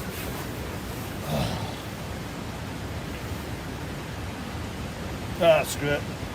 Lights off. With no means of escape and his nerves completely shot, he endured every agonizing hour until sunrise, desperately willing the dawn to arrive. When light finally broke through, the relief was overwhelming, though the events of the night weren't something he could simply shake off. Oh, God. What a night that was. Oh, I was terrified. It sounded like hysterical laughing that woke me up. Yeah, I just heard people or somebody, noises around there. Like somebody was coming through the water, like your mind running wild. And obviously I went out, had a wee look. Didn't see anything, and then I heard like footsteps. I just ran back in here. And then it did go silent after a while, which was alright, so I did get back to sleep. How do we look outside and see any damage or anything? Right, can I open this with one hand? Oh, hello? He gathered his belongings and made his way out of the glen, putting distance between himself and what had been the most harrowing night of his life. But the questions followed him home. What exactly had been out there with him? The laughter, the invisible presence, the things hurled from the dark, none of it ever got an explanation. And perhaps it never will. Our next unsettling clip comes from a channel called the Dateline 420, which focuses on urban exploration, eerie finds, and locations that most people would never dare to visit. The channel regularly takes its audience into abandoned and forgotten places where the host tends to uncover things that are genuinely hard to explain. It's October 4th, 2016, and here the creator finds himself deep in a forested area, moving along an isolated trail flanked by rolling hills. As he pushes further in, he encounters something that stops him cold. Missing persons flyers, pinned to the bark of trees, some of them going all the way back to 2006, each one describing someone who vanished without explanation from different states across the country. The tension ratchets up further when he spots a crude structure built from branches, something resembling a shelter or possibly a snare, which immediately sets off alarm bells. Then, just when things couldn't feel more threatening, he picks up the sound of distant voices, a sharp reminder that he's out there alone with no backup and potentially under someone's gaze. We're deep in the woods. Sort of, we're like on the border, because like there's a side of the woods where there's people's houses. But I came to a trail that led to a trail that led to a trail up the hill, and I came down this, and as you can see, probably can see, it's f***ing blocked. There's trees knocked over, blocking it, and cut down so that it's hard to get down the hill. But I saw what looked like a fire pit, and since I've already found one back the way I came, and it was just made by neighborhood kids, and when I was there I met one of the kids that rides a dirt bike in here, and he was probably like in his 20s. I don't know if he was like a kid, but the point is I thought this might be something similar. So I come down the f***ing hill, and remember, we're still in the woods. We're still in the f***ing woods, right? I don't know what this is. Do you see the f***ing trees? The white shit, okay? I was like, okay, these are probably no trespassing signs, or maybe it's something for the wildlife or something. And look, we're bordered on all sides by hills. Anyone with any sense of strategy or tactics, let's, you know, being in the center of a bunch of hills is tactically disadvantageous because people can hide on the tops and throw things or shoot at you. Anyway, I'll cut right to the chase because I might die. Look what these f***ing are.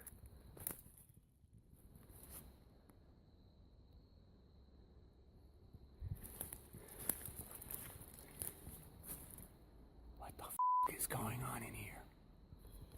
And this isn't like woods I've never been to. Like, I've been here before. I've been here a lot. I've been here so much, I've actually been to the hospital getting stitches because of some of the adventures that I've had. That's beside the point. These are all different fucking people. And they're all just... This is Utah, Florida. They're all different. They're all fucking different. Every single one. This one's from Georgia. And look at this. Like, look where the fuck we are. Who the f*** does something like this? What's this? What's this? This is some kind of oil filter, I think. Old as f***. Yeah, so like, anyway, I'll tell you the location is inside the dunes. The dunes on East Jericho by where Pathmark used to be. You gotta go in and you gotta just keep going in. Making, what did I do? How did I get here? Made a series of lefts and went through the fence, and I just mostly followed the main trails, and then I kind of just kept making a left. This one's from South Carolina. Jesus, like, look not only how many there are and the fact that we're in here, but the trouble that somebody went through. Like, who the is gonna, Jesus, fuck. Sorry, spider webs. But no, this is a dude. It's a dude, 26, last seen August 5th. There's no year. LAPD.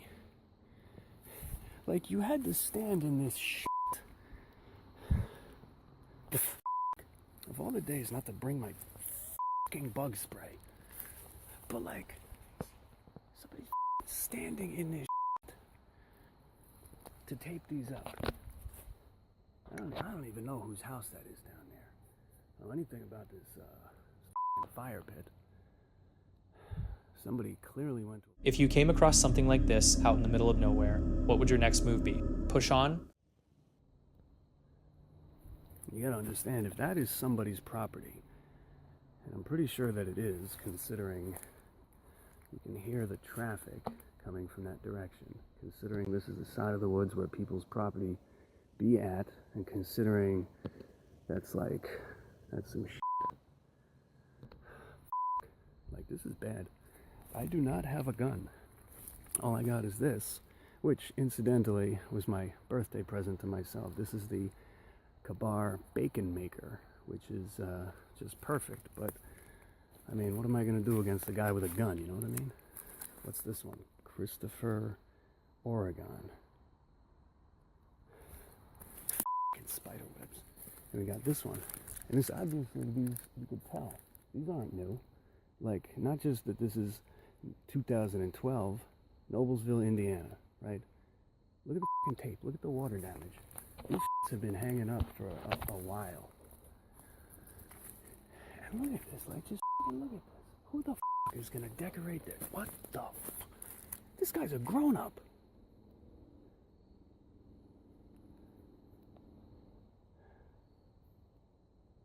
(2009) Burbank, California. 2009.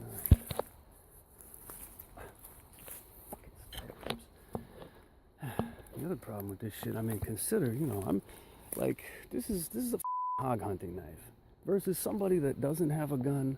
This thing is badass, but oh fuck, there's a dog down there. If I can see him, he can see me. All I'm saying is, if I have a gun and I'm facing a guy with a knife, I'm probably gonna emerge victorious. But what the f*** is it saying? No, that dog threw me off. There might be people down there. I should definitely get the f*** out of here. See, the problem is, you know, obviously I'm fairly well camouflaged, but this is a valley and I'm surrounded by hills. Somebody could be better camouflaged than me, more heavily armed than me. They could totally get the jump on me. Now, what's this one? Tim, Hamilton Police, 2013, Ancaster. I don't know what that says. But Indiana University, 2011. I can see the f***ing traffic on the road down there. What's this one? Laura Marie, Pinellas County, missing 2009. There's more. There's one there, one there, there's one there, there's one right in front of me, one there, and one there. Or get out fast. For a moment, it appears the explorer has only his own thoughts for company as he tries to make sense of what he's found. That sense of solitude, however, is not going to last. Without warning, Look at that. These are just the ones that I've gone and close up that I did close-ups of so far. Look at this. Look at this. What is this?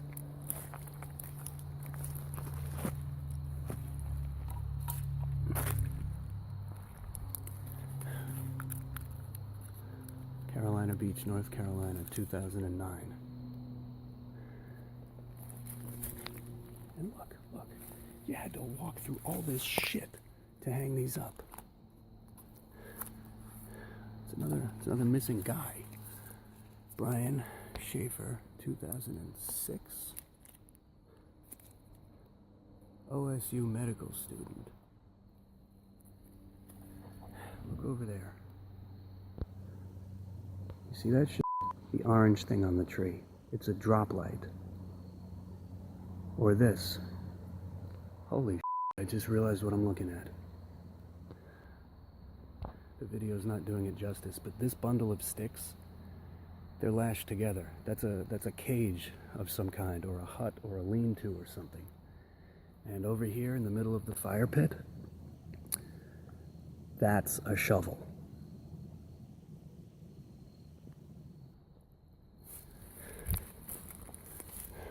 I don't even know if this fucking shit is booby-trapped. Think about it. Somebody that could put this together, like, they could be watching me right now. What's in there?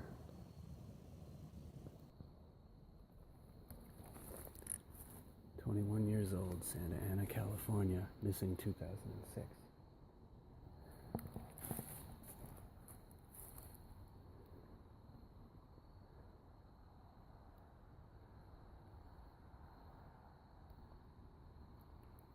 All of these sticks that you can see, they're all lashed together at right angles, as if to make a cage, or a shelter, or a lean-to, or a trap.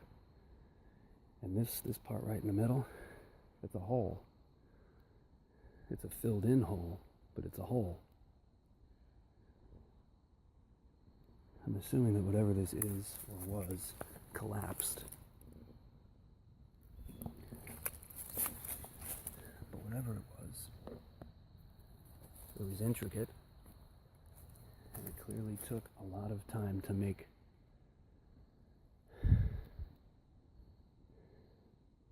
Somebody worked pretty hard on this. What's this one? Stacy Peterson, 23 years old, missing from Illinois, 2007.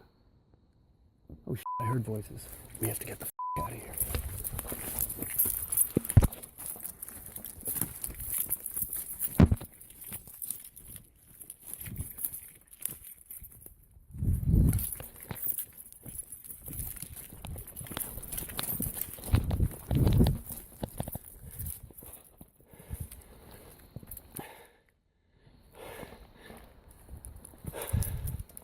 Oh.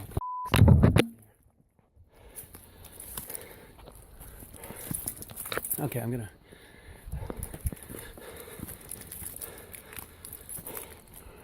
We gotta stop recording so that I can post this. I'm not,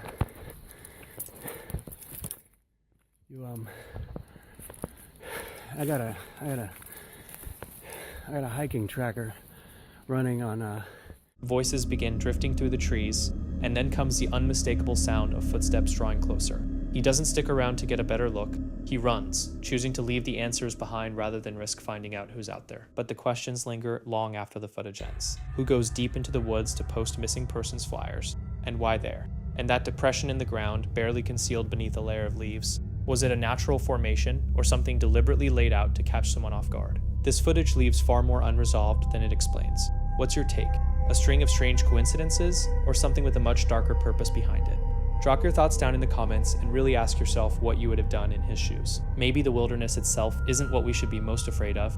It's the moments when you realize you're not as alone as you thought. Those are the ones that transform a curious adventure into something you won't soon forget. In what was once a publicly available video, Andrew from the YouTube channel Andrew Duffy, along with a couple of close friends, found themselves caught in what can only be called a living nightmare. What began as a casual urban exploration trip ended with the group running for their lives. Andrew, his friend Daniel, and Daniel's wife had set out to investigate an abandoned hotel buried deep in the woods. The place had a reputation for being haunted. Though none of them put much stock in the legend, they were driven purely by curiosity, hoping to capture footage of the crumbling structure before nature swallowed it whole. What they didn't expect was that the sounds they'd hear that night would have nothing to do with the paranormal. They squeezed their way in through a gap in the floor, and the moment they crossed the threshold, the ambient noise of the forest gave way to a thick, oppressive quiet. Dust drifted through the stale air, and the stench of rot and damp wood hung around them. The building had obviously sat untouched for a very long time, yet within minutes of stepping inside, something began making itself known.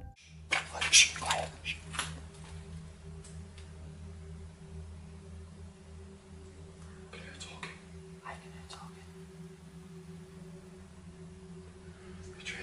What the hell was that? It's a female's voice.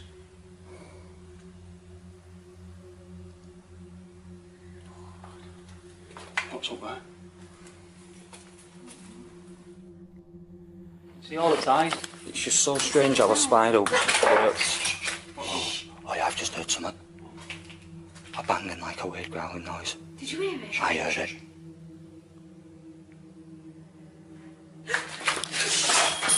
What was that? Oi, what was that? Did you hear something? Yeah. Oi, don't run. Don't run. Don't run. Nah, just stay. Don't get off. Hello? They're coming from in here. Hello?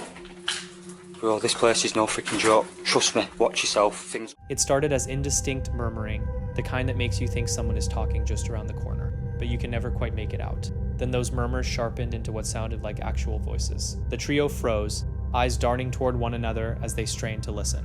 Had somebody slipped in behind them? Then came a low, guttural growl that rumbled through the vacant hallways. Daniel's wife grabbed his arm, her unease impossible to hide. The growl gave way to footsteps, slow, measured, and heavy, the unmistakable sound of something deliberately moving just beyond their line of sight.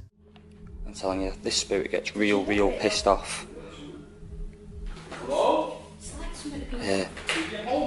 And the actual noise you can hear right now, I think it's the same noise as what we could hear from when we first entered the property, which was music from someone's back garden. I think that's what we can hear, to be fair.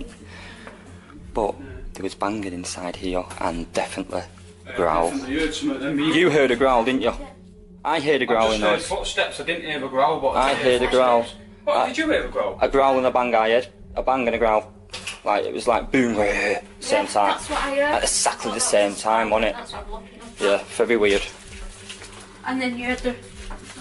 Yeah. What the hell?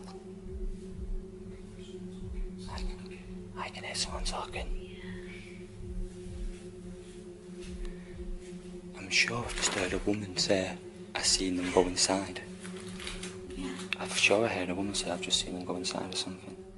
Even as their anxiety mounted, the group pushed further into the hotel, still clinging to the idea that there had to be a logical explanation. Wind, maybe, a small animal, the old building shifting under its own weight. But then things started happening that couldn't be explained away so easily. A kettle launched itself across the room and crashed into the wall. Andrew's breath caught sharply in his chest. Before any of them could process what they just witnessed, the kettle was hurled a second time. It felt as though something unseen was actively trying to drive them out. The most haunted part is definitely this bar, because that kettle... I said this. That kettle was launched. You know when I was on the live stream last night? Yeah. I said this part felt more. I felt more in this part. Yeah, this part is the haunted part, yeah. Than anything. Yeah. Is this where you had the kettle chucked at you? Yeah, they're the kettles here on the floor, Donny. I mean, there's the kettle right there on the floor. It was as I was coming through this door, well, as I was going through that door, the kettle was launched.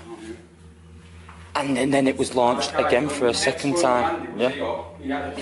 Twice that happened. 2 times. The situation reached a breaking point when a voice cut through the darkness from somewhere in the shadows. Where are you? The words hit them like a physical blow, sending a wave of cold dread through all 3 of them. This was no supernatural force. Daniel quietly urged everyone to kill their lights. In the faint glow of a single remaining flashlight, a shape emerged. A man hunched and half hidden, lurking just at the edge of visibility. The truth landed on all of them simultaneously. They were sharing this building with someone. Twice that happened. 2 times. Yeah, 2 times that happened, yeah.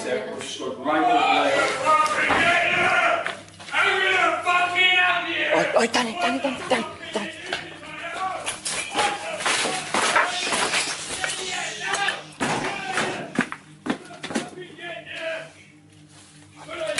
Kill guys. Turn your light off. Turn your light off. Turn it off. Turn your light off. Grab some. Shut up. Where are you? Where are you? Gonna... Yeah? Where are you? Where are you gone? Get out now. Get out now. Go. Get out! Oh, this way! Go!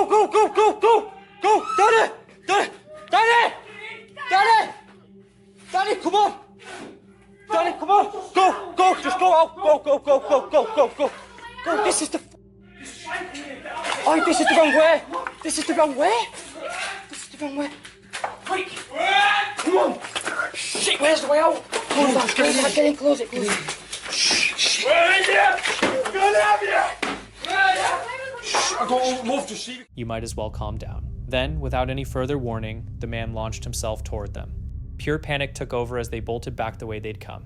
their flashlight beams slashing erratically through the darkness as they tore through crumbling hallways. Daniel's wife screamed. The thundering footsteps closing in behind them confirmed the worst. He was giving chase. They reached the door, only to find it wouldn't open.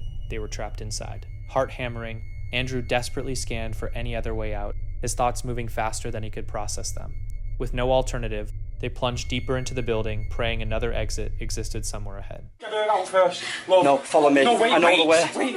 I know the way. You need to follow me.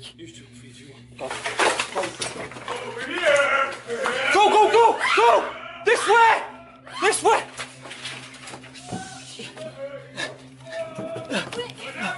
Come on! Come on! Get out! Come on! Come on! Go, go, go, go, go, go, go! Go! Go, Danny! I think he's got it. Danny! Danny! Then, in the middle of the chaos, they realized Danny was gone. His camera was lying on the ground, but there was no sign of him.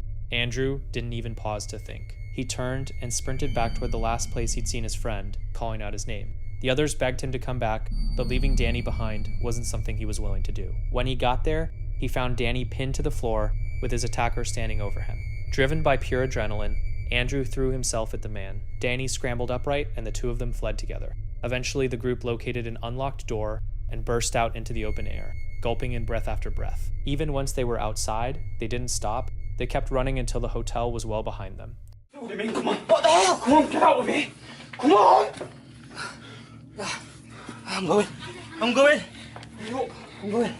I'm going. Oh, come on. Oh, shit. Quick, Robbie, come on. Robbie, come on. What the hell? What's just happened?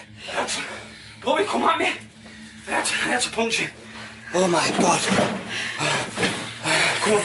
Have you done it? Guys, we've just freaking been attacked right now. No word of a lie. He's there. What? It's coming out. Go, go, go, go, go. Breathless and barely able to process what had just unfolded, they came to a sobering realization. This wasn't a ghost story. Someone had been lying in wait inside that building. When they went back through their footage afterward, they picked up on details they'd completely missed in the moment. Blurred shapes in the background, the faint sound of breathing, and that bone-chilling voice calling out to them from the dark. Was the man a squatter, someone with more sinister intentions, or something harder to categorize? Right now. No word of a lie. He's there. What? It's coming out. They never found out. This harrowing ordeal was originally posted to the Andrew Duffy YouTube channel and drew significant attention for the raw, unfiltered terror it captured on film. Since then, the video has been taken down and is no longer available. What's your take on what went down here? As always, drop your thoughts in the comments below. Spending the night in his van, this individual came across something that genuinely unsettled him. A pair of figures sat completely still inside a nearby car, locked in deeply uncomfortable positions for a solid 10 minutes. Their faces looked wrong, their movements rigid and mechanical, enough to send a wave of dread through him. Every so often, one of them would twitch, then jerk right back into that disturbing frozen state. So what exactly is happening here?